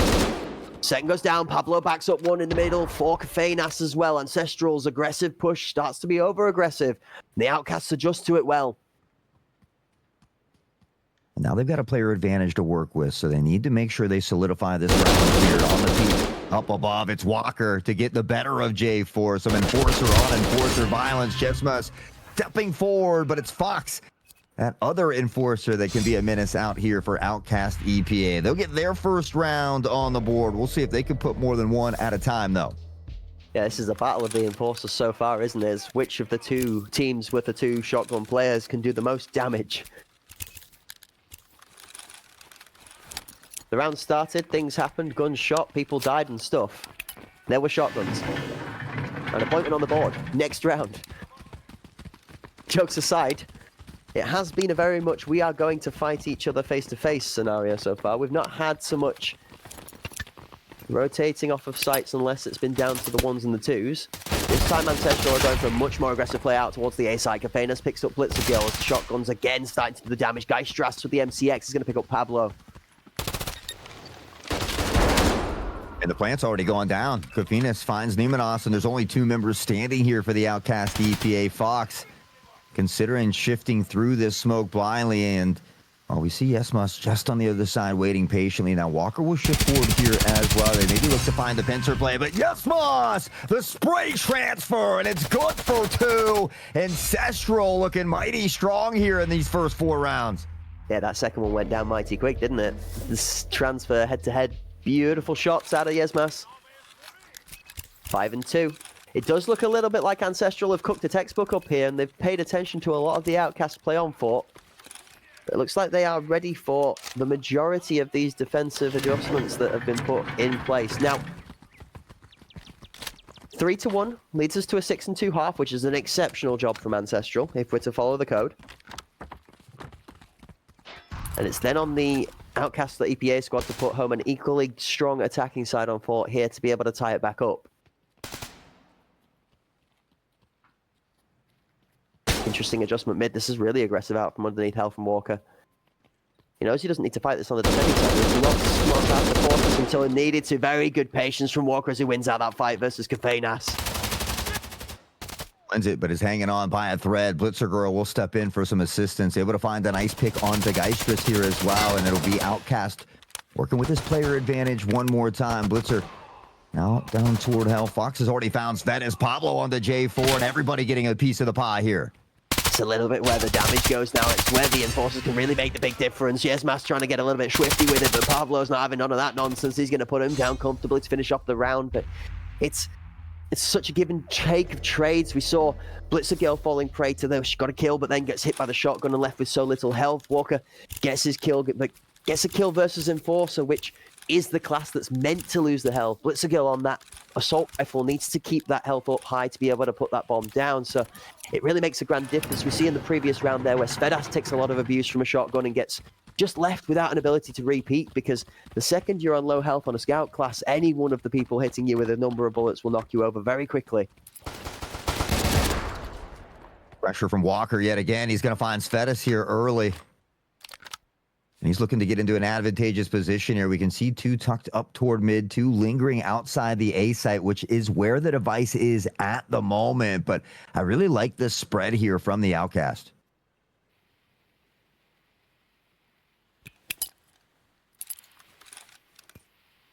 Smoke over towards K1 as Pablo just looking to cover off if the aggressive rotation comes in from the bomb through Colt towards the A site. Now, we're aware of Jesmas close here in the kitchen, but Pablo's not going to get info of that until very shortly. But J4 backing up with this bomb towards him as well. They're timing this at exactly the same moment that the action's coming in towards the B side top mid. Jesmas finds Pablo, Blitzer Girl under fire from 2. Blitzer Girl finds one, but Geistress able to answer back. In the meantime, they did pick off Pablo on that A site, which led to Ancestral getting that plant down there as well. 40 seconds on the clock. The rotation kind of a big one, and there's one lurking in the shadows, but Fox doesn't care. He combines for two with Nemonos, and all of a sudden, it's a winnable round here for Outcast. Yeah, got a bit of respect in the angles as the Outcasts clear the way to site. They don't let the time pressure them too much into a bit of lack of discipline when it comes to clearing your corners. J4's on a bit of a tear, though, as he swings, snaps left to the one to take him out. Walker goes down, but Fox is there to back up his captain. The Outcasts level the score 3-3, and it does feel a little bit more like the Outcasts have a pip in the step now. Yeah, you know, I mean, we got to think back. The Ancestral has played a game here today and maybe already warmed up. For the Outcasts, that wasn't the case. They've kind of been sitting, waiting, watching, maybe warming up in the background, but maybe it just took them a few rounds to kind of get going here. But it seems those engines are pumping and thumping now. All tied up 3-3. We're going to see who takes the lead here in this round. Interesting perspective that we see the Outcasts APA squad going into most of the maps at the moment in Pinnacle with the approach of the first couple of rounds are kind of to feel out the opponent, very much default heavy, but understanding how the other team is bringing their attack to bear and then adjusting to it. You see Walker's been playing in this bedroom position for the first two rounds and hasn't been there since. Instead, the full adjustment where he's been taking more control from the top catwalk, platform, or hell up to heaven has benefited them better, and that's why they've stuck to this adjustment. Nemo picking up Svedas early for first blood. Kafenas again, now happy to make himself first for the team on the scoreboard as Geistras wins out a good fight into Nemo as well. Attempt by Nemo, but kicking into the crosshairs is tough. J4 from a distance with the Piranha rounds finds Blitzer Girl. And now it's a round that is favored for Ancestral. They're looking to take control of this B site here as well. Kofinas lurking in the shadows, finds Pablo, and it's all up to Walker up top.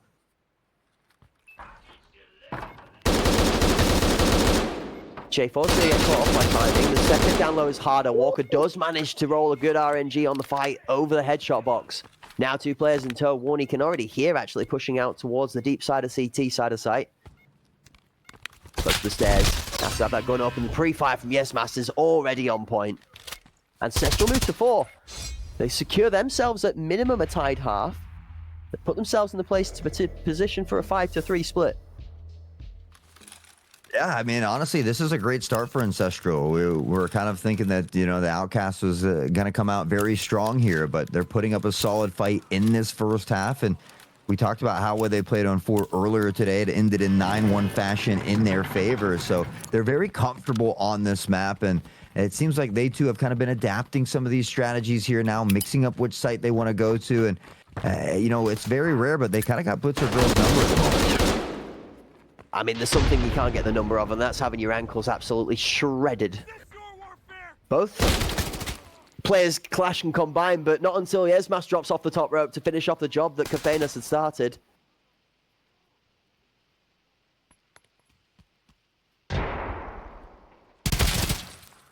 That angle from Nemo was a good one. Unfortunately, just not quite able to pop the head. We see that slight rotation through the mid side here. Shots continue to ring out. Geistras up top here as well. Will be spotted early by Fox, who hits the dome and sends him home. Yesmas thinking about rotating away here as well. Pablo finds him on that rotation. The device goes down, and Blitzer Girl's here waiting. Or that's Pablo, excuse me. The 4 of them left alive. It's easy enough to confuse which one of them we've got hanging, lurking in the darkness, but this is definitely a Blitzer Girl position. Pablo position, depending on how Pablo plays it. Not this time around, it's not. J4 decided he's feeling a bit sweaty and needs a shower.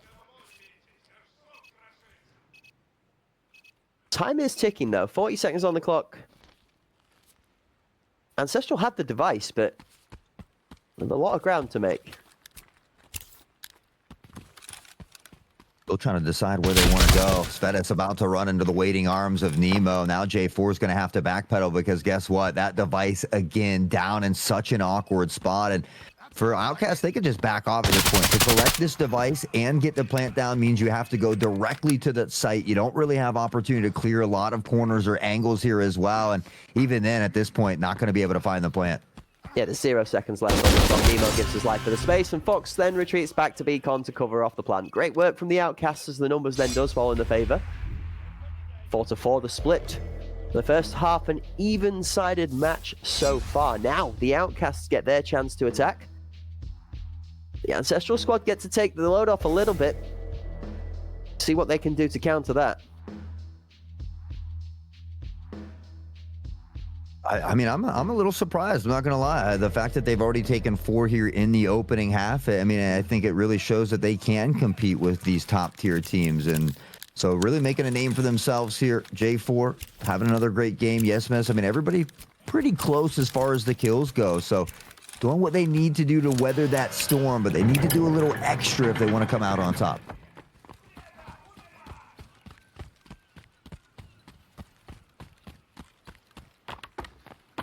No A presence at all from the Outcasts. Full B stack, 4 to cannons, 1 to mid. Eyes on the number 6 player in Walker to be able to try and do something about both players on either side of him. One's down. J4 first, immediately Walker falls to top mid, takes out the second, the aggressive push from that enforcer, just clearing space left, right and centre, backed up by the bomb as Pablo punches his way onto site.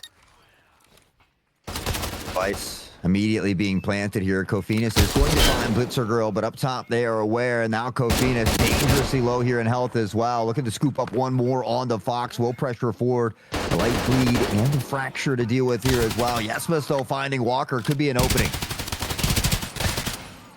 Pablo takes one of the last 2 remaining members of Ancestral, drives away from them, and there's Fox to finish it off. The Outcasts start their attacking round with a confident B plant after a very aggressive push out mid. They got that down fast. And Fox, 10-4, a shining star here at the moment for Outcast DPA. They've regained that lead once more, but Ancestral has always been right at the heels here. We'll see if they can look to extend this gap now in round 10. Yeah, Smash looking good at 9-6.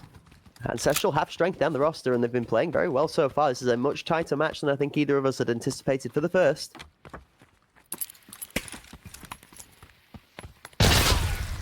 Different side this time. Grenades come out early. Svedas somehow manages to jump over the explosion, but into the arms of an awaiting Pablo. Fox just fearless on that Enforcer class. Able to step out, find Yesmus. That really opens things up. We see him beginning to shift, and Nemo is already there waiting. He's going to find one. Fox another. Kofinas on the backside. Does pick up Blitzer Girl, but again, alone in a 1v4, and it's just not enough. Fox will sniff him out, put him down. Outcast now up by 2. 13-4. Fox is here to play today. The full Foxfire Fury being displayed. Which is interesting, as Ancestral seem to have gone after Walker on their attacking side of things, definitely putting a lot of util into positions that he commonly plays into, which worked very well for them, but on the attacking side where the Outcasts get to set their own tempo and change up where each of these players are playing, it's a little harder for Ancestral to be able to track and target the members that they're looking to shut down. It's just going to open it up with a nice 2-piece. That's one way to start it off if you're looking to gather a round back. Unfortunately, J4 will collect a teammate and maybe look to give Outcast a way back into this round.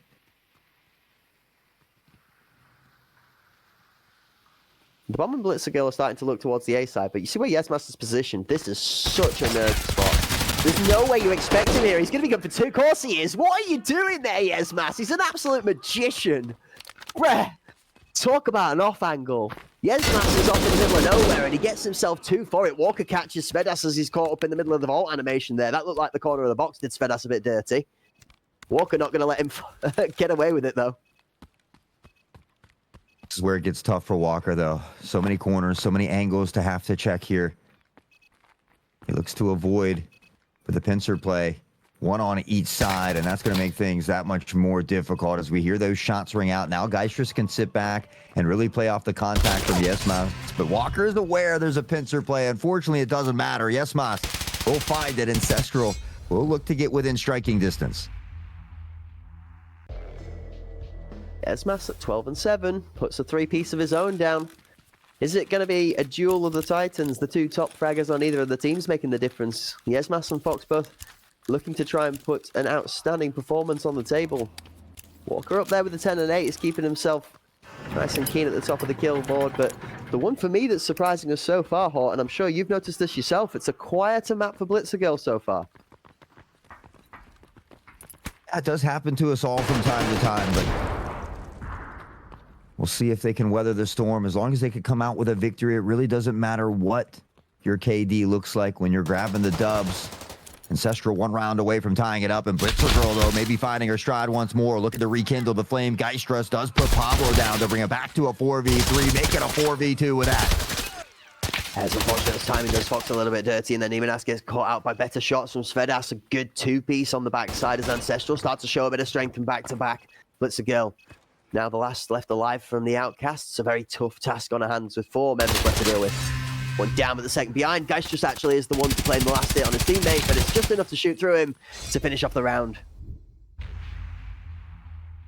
6-6, and I have to agree, I did not expect it to be this close either way, but it just goes to show you how good Ancestral is on a map like Fort. I mean, we saw that 9-1 earlier, and really giving Outcast a run for their money here. A map that typically Outcasts do play very, very well on. So the crew doing what they need to do at the moment, but it's going to be crucial to get the lead here late in the game. We'll see who's able to go up to 7 first. Oh, here we go. A little bit of a different setup from the Outcasts as both Enforcers and a third go towards the A site with a lot of aggression. Straight in as Fox pushes his way and forces his way into that spot in K1 and Kitchen.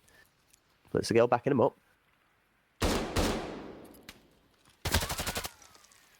Nade up the top on Svedas is perfect from Walker. The Balconet just guiding that one to its home. Stray steps from Blitzer Girl find a falling prey to good shots from Geistrus though.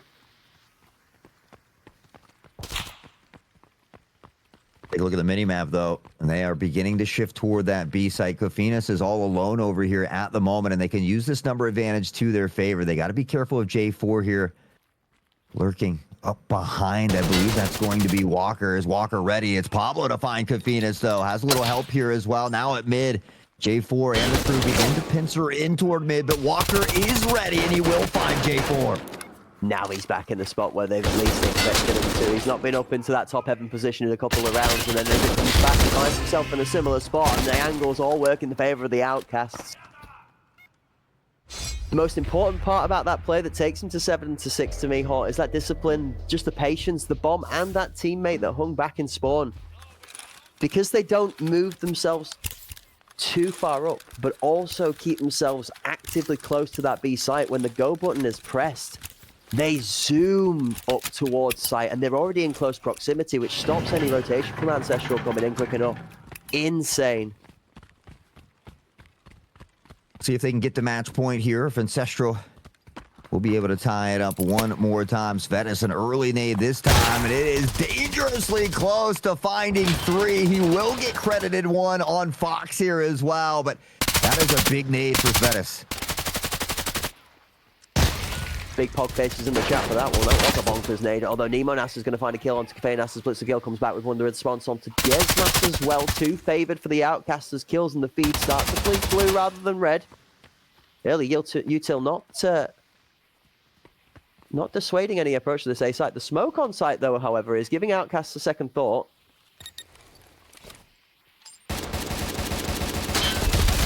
They try to deny the plant. It does go down. They eventually get the pick, but it's just a second too late. And now with numbers again, they can back off. Nimanas looking to hold this, but it's a Ferrari swing from Geistrus that leaves Nimanas in the dirt. Blitzer Girl able to answer back, and J4 all alone yet again. A little bit of time to play with. 30 left on the clock. Crossover towards the box by cave out to long. Inside, outside, J4 looking to make sure he respects the inside of the lobby. Good shots from the shotgun, puts one of the 2 problems down into the ground. 15 left. Pablo on the pillow is going to run around straight. He's not even going to give him a chance to get the gun up, knowing that time is against him. He's going to expect J4 to be running, and Pablo steps up and takes the kill. The Outcasts move to the first map point in this best of 3 at 8-6 on Fort, which is Ancestral's map pick. It's their map pick, but we do know how good Outcast is on this map as well. We talk about it all the time with 4 or 5 maps in the mix. A lot of these teams have religiously played the majority of these maps, if not maybe Iceberg, up to this point. So we know the Outcasts are comfortable here. It's certainly showing on the attacking side here as well. And now they've got an opportunity to close it out, but J4 has got other plans. It's a nice pick on Nemo to open up. Early aggression out of Ancestral would see them successful. We've said this many a times about this team. Both Yesmast and Svedas together pick themselves kills. Now the wide swing from Svedas, Kafenas out and towards spawn. And suddenly, it's over before it begun. Ancestral push themselves one round closer to being able to threaten for overtime and one step away from actually doing so. Well, you've been asking for an overtime here today. You might just get it, but they are not out of that deep water just yet. Outcasts, like sharks in the water, they smell blood, and they're looking to close out this first map before they head to Skybridge. Yeah, I'm always down for any form of overtime, you know that much. Now, which way do both teams split so far? Weak side, 2 to the A site, 3 strong towards B. Keep an eye on number 3 from J4. Now backed up by Kafenas. And a potentially really quick rotation around here. It's being waited for. Nemo gets the shots down. Kafenas does not fall. Fox for 1. J4 for a response. Splits is down. The duel for Colt won by the Outcasts. And here comes the B rotation. There's going to be another player rotating short, staying up top mid now. They hear the info, but Geist just does a good job of keeping himself hidden, but he doesn't get picked early. They're looking to put the plant down here. A little bit of that free fire coming out. Geistra does find Nemo, though, and it is back to a 3v3. The device, however, has been planted. Geistra, a big one on the Pablo. The transfer not there, but it's Walker and Fox for 2. Geistris, the last standing member, the last hope for Ancestral, and it has been all laid to rest. After the dust settles, it's all ashes on the other side. The Outcasts get it done in 9-7 fashion. And that's a close scoreboard, 13 and 10, 11 and 10, 11 and 13, 10 and 14 down the Ancestral side of the board, but it's 16 and 4 in your MVP in map number 1 on 4. Fox for the Outcasts that's done the work to get them over the line. Alongside that, from an exceptional performance out of the captain next to him, Walker at 15 and 11, and Pablo 11 and 10. Everybody doing a great job on both teams in map number 1, and a very, very close match. A lot closer than I think we had expected. That leaves us anticipating the next map. And also, you know what that means, don't you, Hart? You tell me. What's it mean? What's that map behind me? Iceberg? I don't know if we're going to see Iceberg. Now we're heading to Skybridge.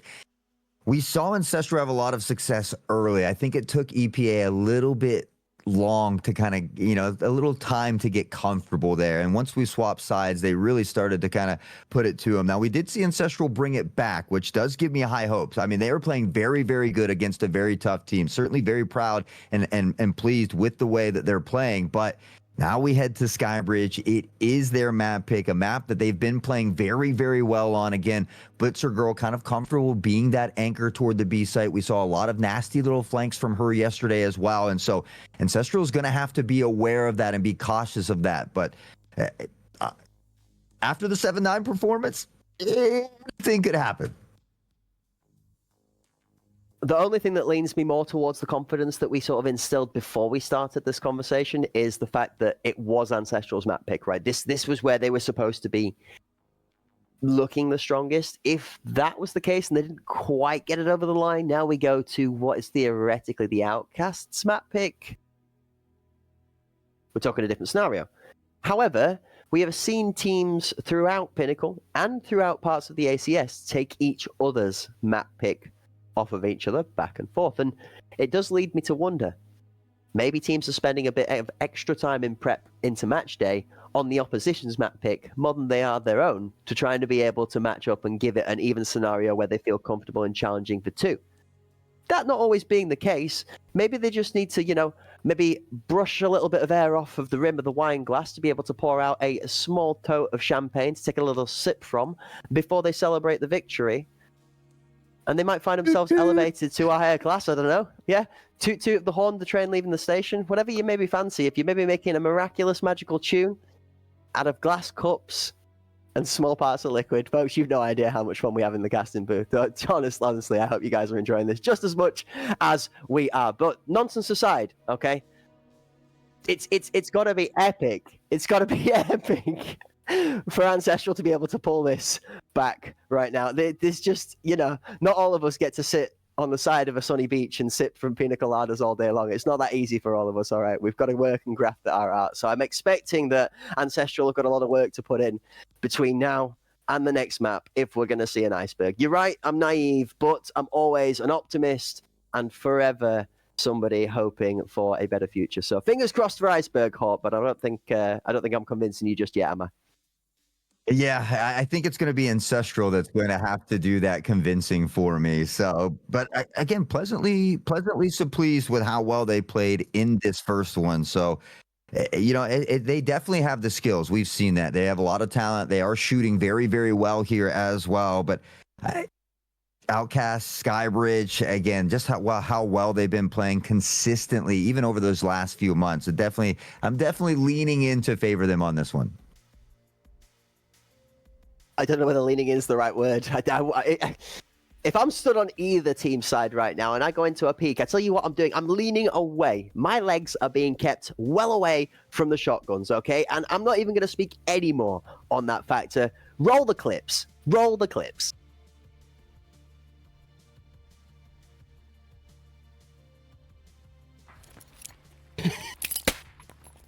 Speaking of shotguns, this one was denied. This was actually a beautiful little start for the match, and actually something we can't forget. But once that place was taken, Fox then brings that shotgun to bear. We saw Fed after Pablo trading a couple of good shots at the top here. Again, the one factor for me for Ancestral at the early part of the game, Hawk, that made it look really intimidating as an Outcast fan was how well J4 was able to get up and into the ranks alongside that of Kafeinas and do as much damage with shotguns of their own. Yeah, I mean, we saw Ancestral start out. They get these first few rounds. I mean, we're looking at a 3-1 here. Like I said, it was kind of a slow start for the Outcast. But once they kind of came into their stride, they really picked it up. They made sure to end at a decent half, so that way when they swap sides, they could really use their play style to their advantage. But Walker, again, mixing it up a bit. That nasty little 2K there. It wasn't quite enough as he looked for the 4v1 clutch, but it was a close first half.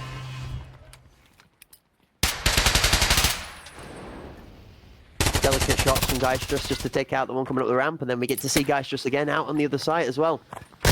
This grenade that bounces up and over the top could have been destined for 3, but only finds 1. A little bit more of that shotgun slammage coming out of J4 there as Pablo. We've seen this many a times from Pablo. Good individual skill with the gun.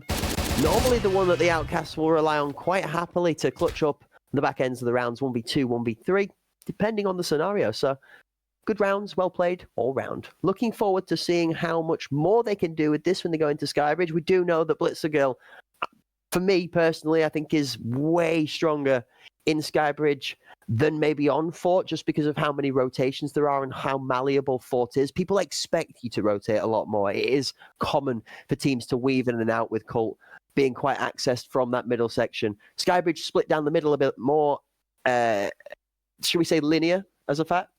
It gives that ability to flank a lot more of a surprise element, because if you don't respect it or you don't send a player to that site, then you leave yourself open to being hit through the back door. But with that being said, we are going to give you guys a little moment to breathe, and ourselves as well in the booth. Hawk, time to take a flight on the airlines again.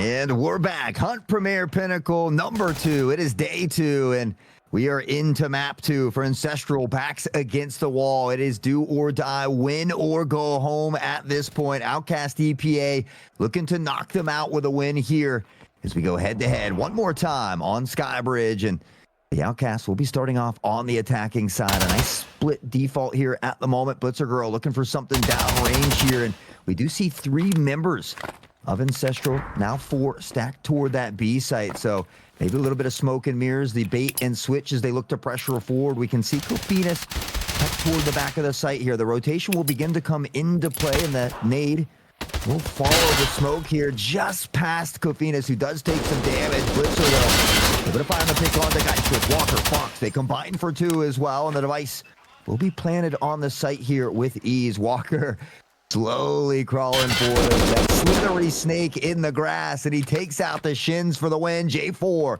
goes down. Yes, miss. The last standing player will be able to find 1, but can he get the 4 more that is needed?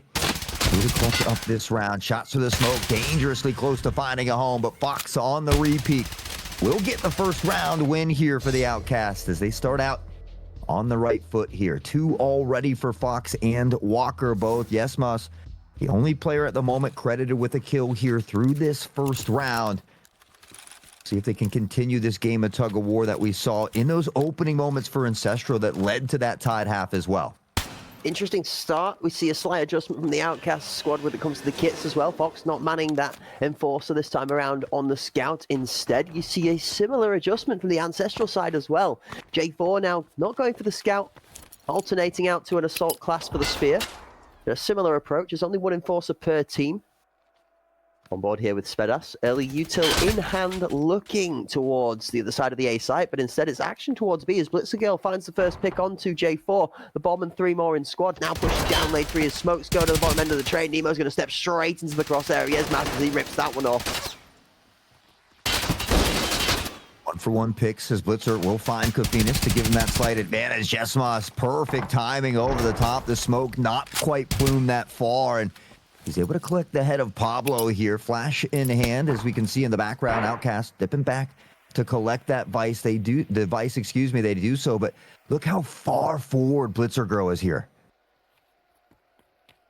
Playing with the lines of the smoke, and it's going to be able to get the advantage he's looking for. The first goes into the line of sight. The second doesn't win out as Yes Master's better on the gunfire. 2. Geist just picked up in the background, another one on the side of it.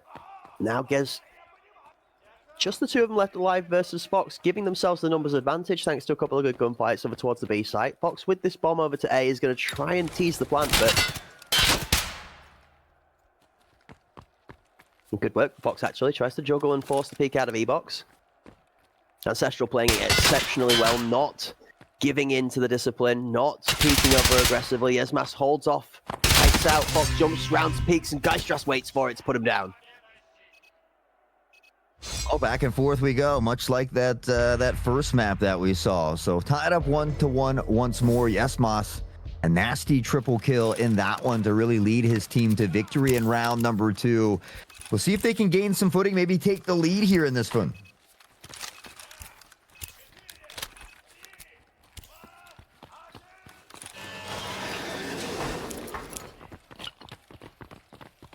Here's some of the amazing sound effects of the grenades being pulled out, a couple of those stims being shot into the bloodstream.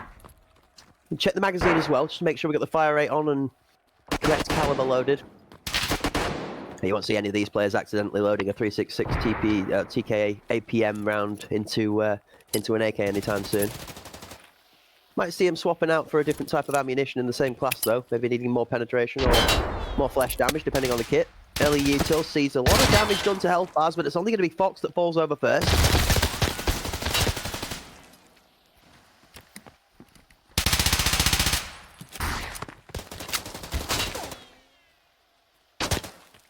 That flash over the top of the lead guys just barely concussed. Out swings on the left-hand side, but Walker's going to be ready to take him out.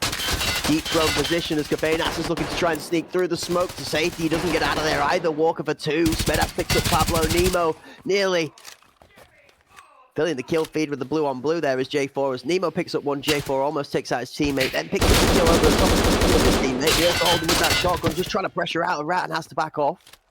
45 on the clock. His bomb is still not planted, Hawk. Oh, I thought maybe was going to be the time, but Walker back here in that prone position, looks away just at the wrong time. Timing is everything, and it's J4 and Jesmus that it plays out in favor of. Ancestral will grab the lead here after these first 3 rounds. That's a good round to take. Honestly, the Outcasts in a better position for the fight there. Like you said, the timing really did not favor Walker down on the ground out in Rat. It looked away, almost under the false sense of security, like he'd not been recognized for a corpse on the ground. And he certainly was spotted. But both members of Ancestral pick up kills, and 2-1 they take the lead by 1 round for now, but could that be the beginning of them extending it further?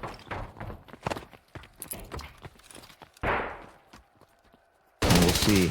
More early pressure toward the A site this time. Walker already in control of VIP here as well. Fox is knocked down dangerously low. Now into that prone position as we see a little more utility raining down toward the A site here from the Outcasts. And Nemo shifting over ever so slightly. We can see Kafinas and Svetas hanging out in that background as Fox will begin to heal up a bit.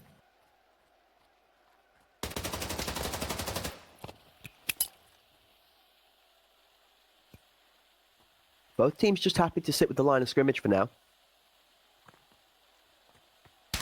Those of you keeping a keen eye on the flank will be watching where J4 is working his way from heaven. Fox finds first on entry. Kapenas goes down. Svedas takes out Nemonas and trade.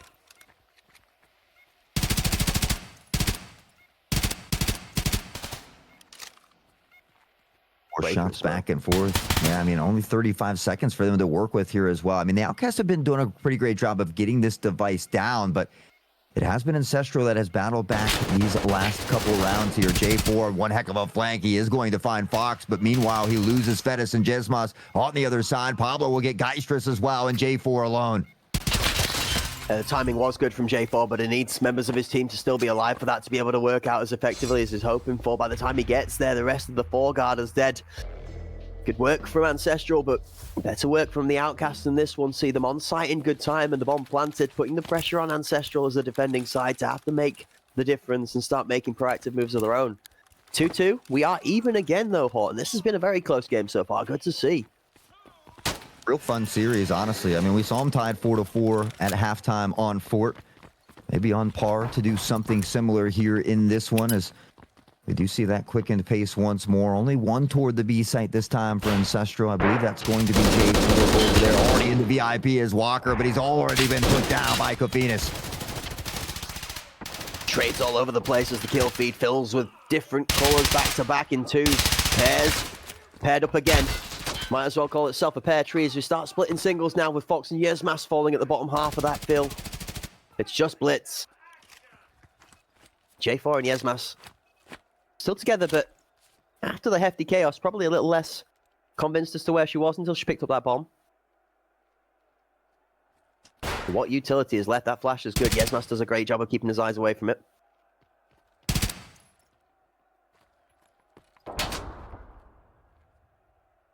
Oh, that's a deep nade. Yeah, almost finds Yesmas there. Blitzerger, I believe, has one more nade in the pocket, as does Yesmas. J4 right now just being patient. Not sure if Blitzerger is aware of where both of these players are and is going to run into the waiting arms of J4. Ancestral will find themselves back on top yet again. The game of tug of war will continue, but 6-2 for Yesmas. Looking mighty strong here through these first few rounds. See him shooting a couple of spots on the ground on the floor as well at the end of the round there. Maybe communicating a little bit of information regarding utility. You can see one of the areas he shot had a slight burn patch on it, which will be where one of the grenades went off previously. I wonder if the other area is where they were intending for the grenade to be thrown. So slight adjustments even present in the mind of Ancestral inside of the game at the moment. Early smoke out on the A site as the Outcasts take a much slower push out of spawn.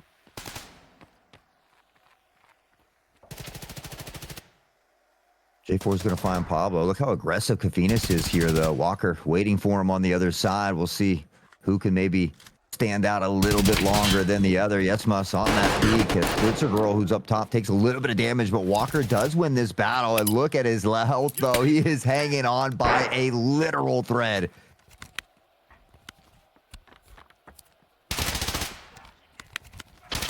gonna say, even the cheese is not gonna make it feel any better. Geist just picks up one. Nemo with a great grenade from KFC through to Rat's gonna pick up Geist just in response though. 3 versus 3-ish. Give or take for the Outcasts as well, it's gonna be planted. I thought for a second Fox was gonna pick Svedas there, but Svedas decides to go back behind the cover and not challenge for now. Ooh, how much damage can Walker get done before he gets taken out here? If he picks up the it's so big. Oh, massive players. He manages to keep himself tucked out of sight. Help from Nemo comes in as well. Svedas is dropped, and that 3v3 turns into a 3v1. J4 dancing around at the back of sight. 20 seconds to find 3 kills and a defusal. Outcast just being very smart about this. Hanging back. They've got a pincer play. They've got the numbers and the time on their side as J4 looks to even it up a bit. And minimum is going to pad the KD a little bit by trying to get as many kills as they can here, but the prone position out of Walker's not going to knock him down. He is going to be able to fire enough bullets, but the running out of the magazine's not going to help him. Time goes out before the kill comes through. Fox is going to run at him with a knife and try and see if he can beat him with a gunfight. Nearly gets it, even the nod out of J4 saying, go for it, son, give it the best shot you got. Fox not quite able to land the killing blow, but good entertainment and sportsmanship all around from both teams you'll love to see. Oh. Yeah, you guessed it. Once again, tied up here 3-3 as we are just a couple rounds away from closing out our first half in this one. A reminder that Ancestral does have to win this one to keep the dreams alive and extend the longevity of this series. That third map, that decider, would be Iceberg if we're lucky enough, but we know that Outcast has other plans. After some aggressive early rounds from the Outcast, though, we see him slow it down quite a bit here in these last two. Yeah, I'm not sure what against Trouble more for, betting against the team or betting for Iceberg and forcing both teams to play a third one. I'm sure neither of them would want to be into 3 maps here. Ancestral now having lost the first, they'll be happy to go to a third. It gives them a chance to have a second shot at success.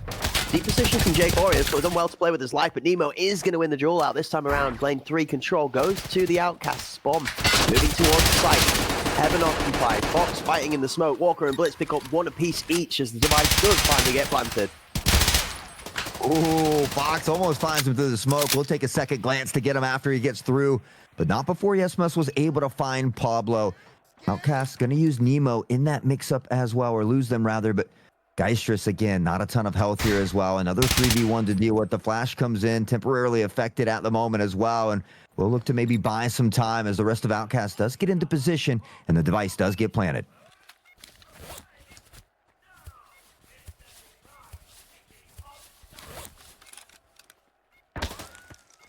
Is healing up a bit. 40 seconds on the clock now. Shots continue to ring out. Geistrus doesn't have a ton of time to work with, and that has been an issue here for them in these last couple rounds. The time stacked against them once that plant goes down. The numbers, the health, everything stacked against them at the moment. Shotgun, took a bit of audios. Sat in the angle. It looked like it was going to be Blitz, but it's Fox that picks it up. Walker, and he give a little bit of extra abuse to the body on the floor there as well, just to maybe get in the head. I mean, you can tell that both teams really trying their hardest to get a result here, and every little bit counts. 3 versus 1 to close it out, but it's an even spread down the board. When was the last time you said that Pablo was the weakest scoring member on the Outcast side of the board? Yesterday. Oh, too soon, right, mister. Early utility won't find a home yet again, but Walker has found a home, and it has been in VIP here. Good early pick from J4. Fox able to trade back, though, and the value will remain the same here, as it is some action toward the B site yet again. I think Yesmas is in a better position at this moment in time to be able to pick up the long ramp player instead.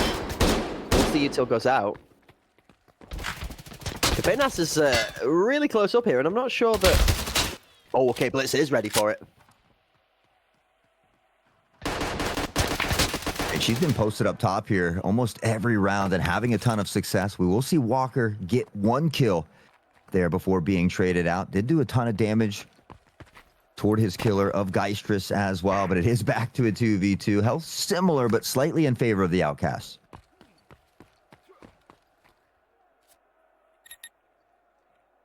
Device being planted. 50 seconds on the clock.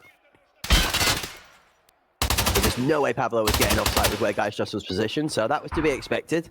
Ancestral do the necessary to be able to make this possible. Now they have to fight off Blitzer Girl, positioning with the cross sights. That's going to catch Yesmas with his gun down between his knees whilst he's running. Blitz for the second. Blitz is disgusting with it. That's the Blitzer Girl we remember.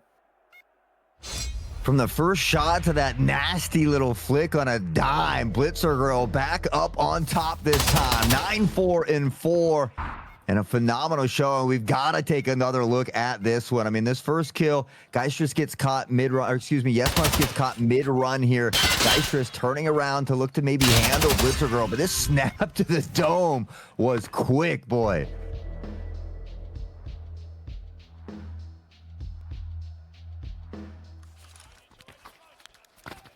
We find ourselves 5-3 at halftime here. Not quite the same as Fort, where Outcast did go on to get that victory. So Outcast doing a little bit better in this one. We have swapped sides, though. These first couple rounds going to be crucial here for Ancestral.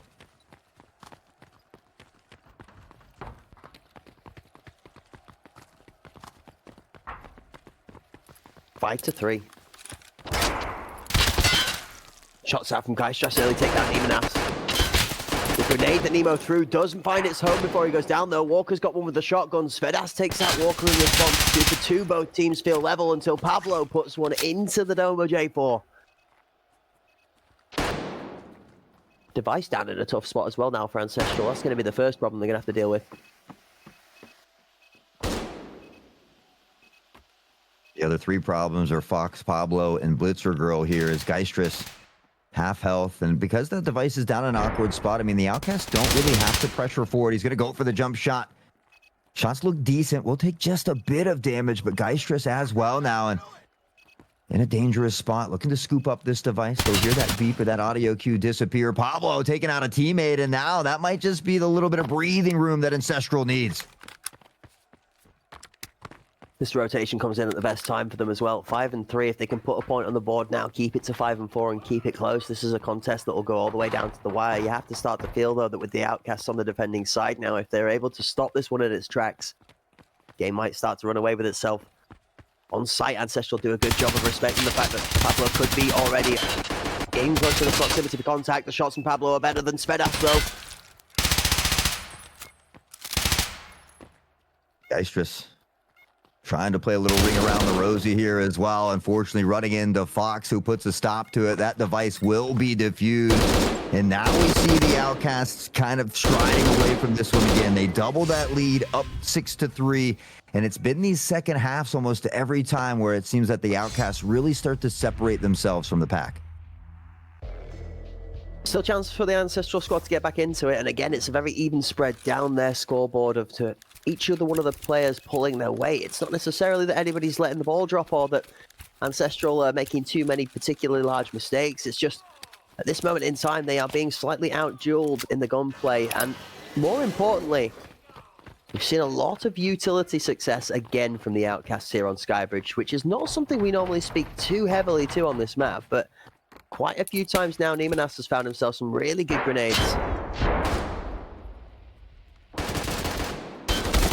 One more being thrown. Pablo up close and personal. Walker will find one as well before Geistros is able to put him down. Fox, Kafinas, Flat Stripes back into the kill feed as Nemo will find Kafinas, hanging on just by a little bit of life here as well. At a 3v1, it all comes down to Yesmas yet again.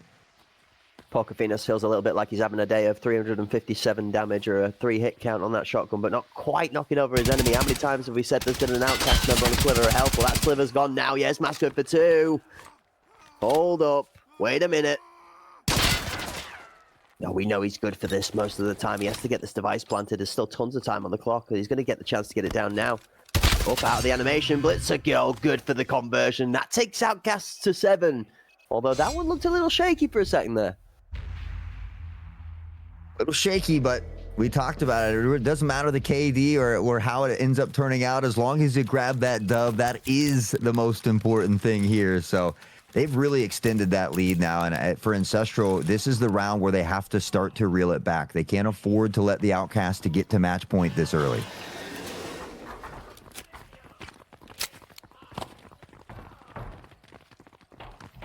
4-round gap, but still the power in their hands. I mean, the attacking side, I do strongly believe in for Ancestral. 1-for-1 trades are good. Kafenas finds Fox. Walker takes out Kafenas, but one of the two damage dealers down and the other one heavily wounded. Look at the health left on Walker, or the lack thereof.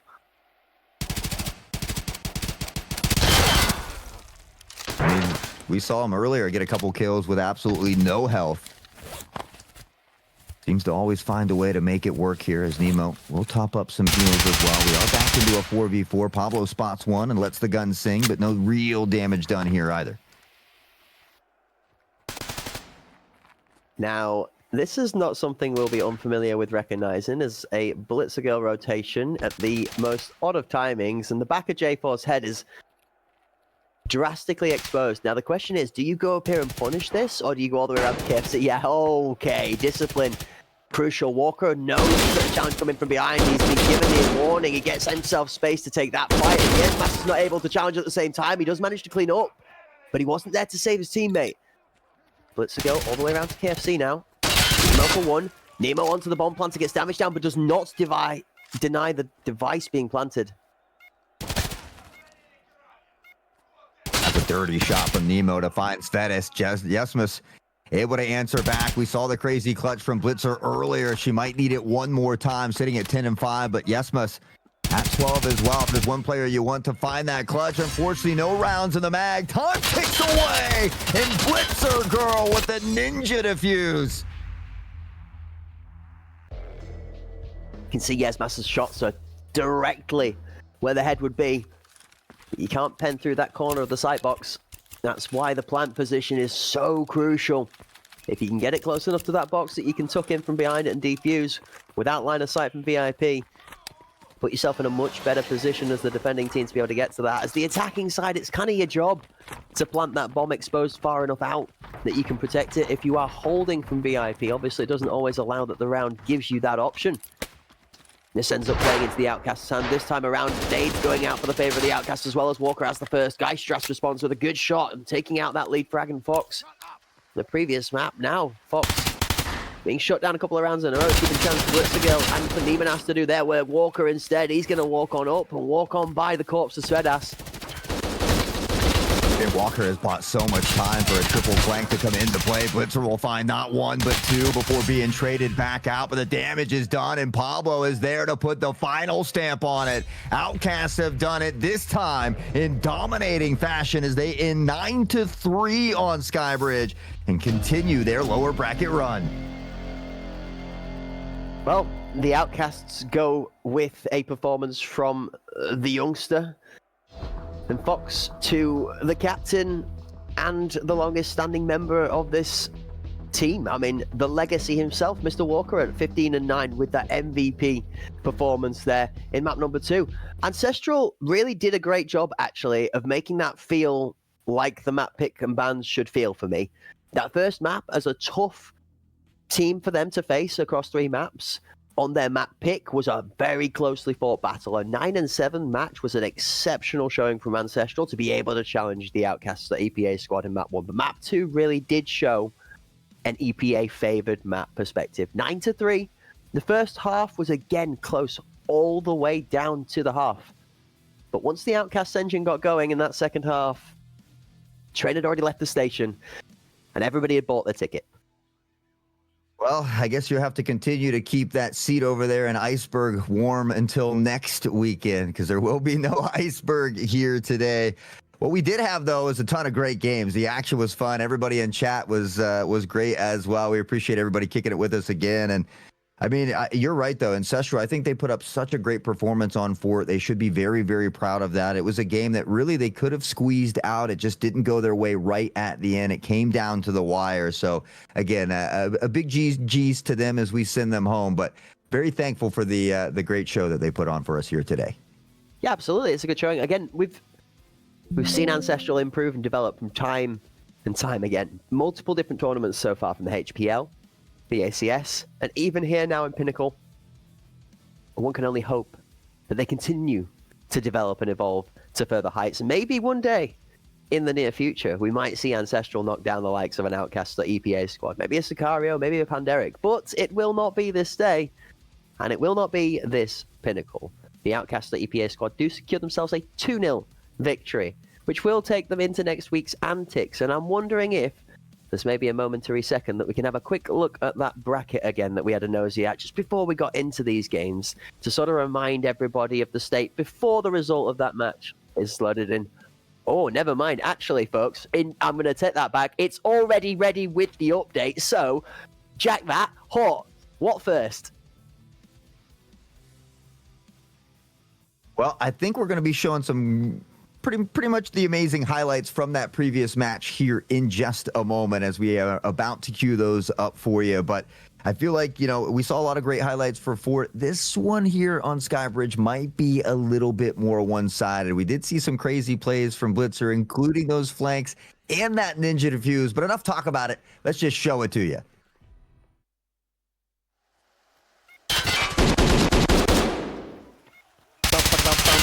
That sounds familiar to a knock on the door we used to do as kids to make sure people knew that the secret knock was coming. There's a good set of shots out of Blitz. The MCX and the Spear putting in a lot of work today as you see that flooding through the kill feed.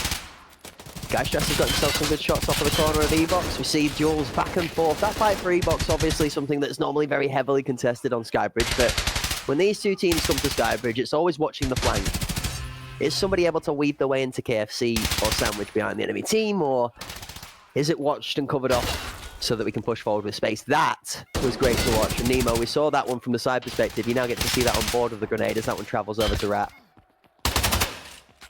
And Guystress and crew were having a lot of great shots here as well, but Blitzer Girl was a menace here on Skybridge. That quick flick was nasty. And once we swapped sides, she had a ton of great flanks here. Pablo Walker putting in a lot of work as well. There was some good back and forth in the kill feed, but it was Outcast that was able to squeeze out a lot of these rounds with just a member standing.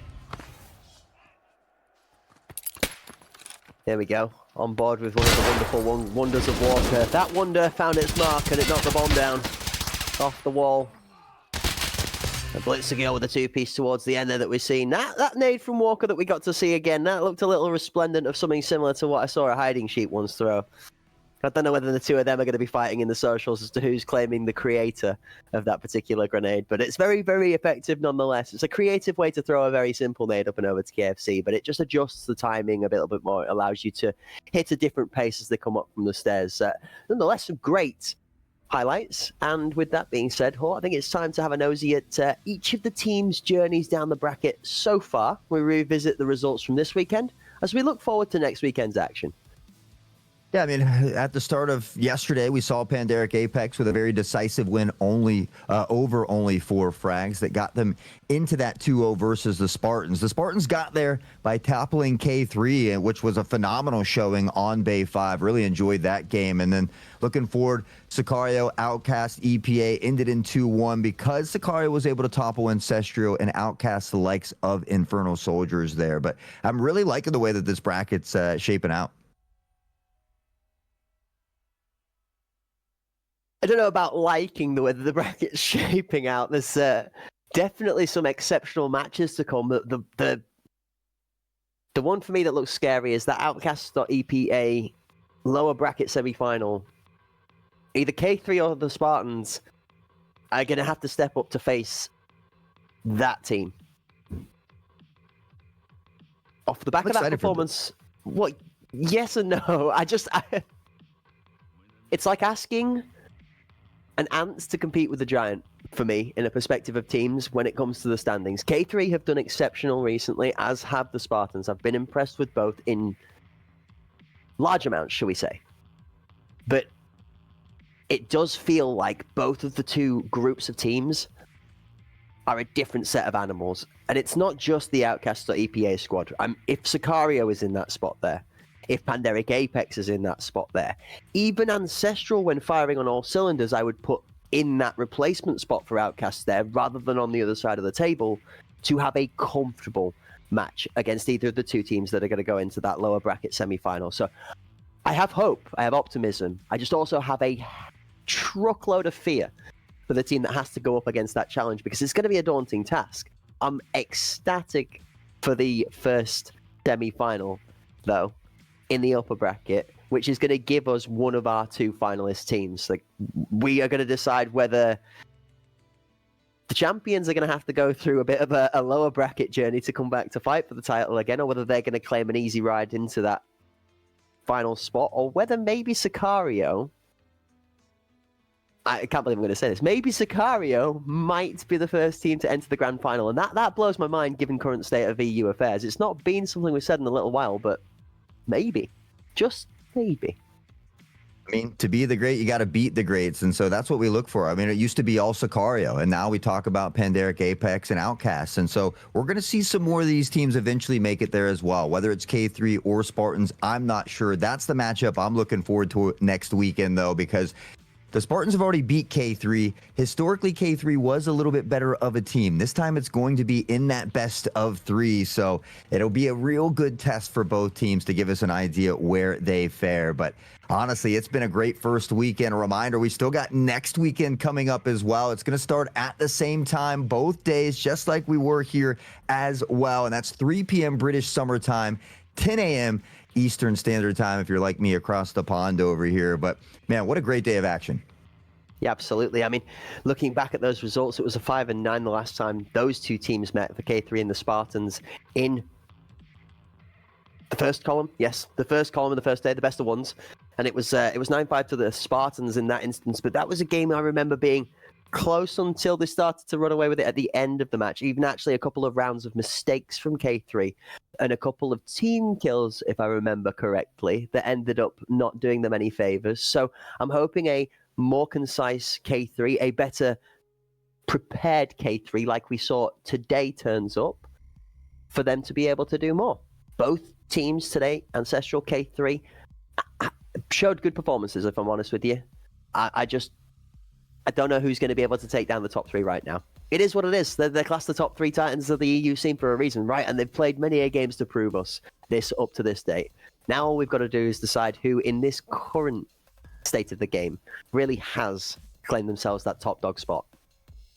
We only got to wait about a week to find out. We do have a little time in between them. But as always, before we get going, we'd love to take a moment to thank everybody behind the scenes here as well for always doing a great job and putting in the hard work. And limited to, but not at least, we got, let's see, in the observer role, I think Raging Snake, Turbo Bear, OG Don Mecha, Step Sherpa, Boosh, Hellcat, our eye in the sky for today, Philbo coming through, as well as Klish, and of course old King Connor helping out in the background here today. We certainly appreciate each and every one of you, as well as all the participants, the players, the teams, and everybody hanging out with us in chat.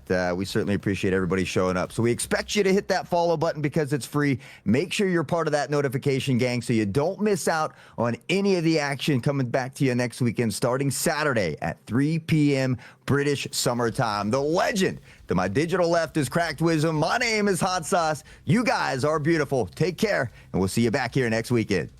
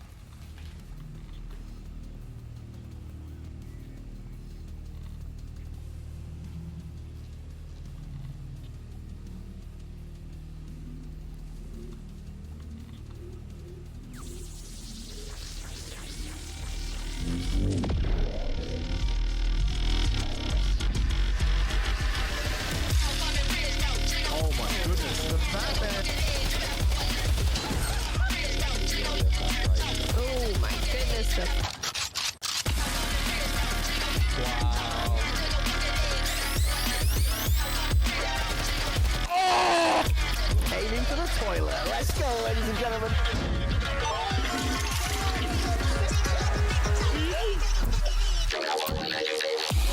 Oh my fucking god!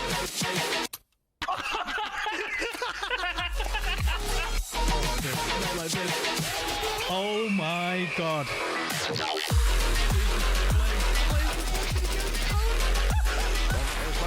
Diablo swings around. Oh, Connor with it. Oh, he goes down to the knife and ends up.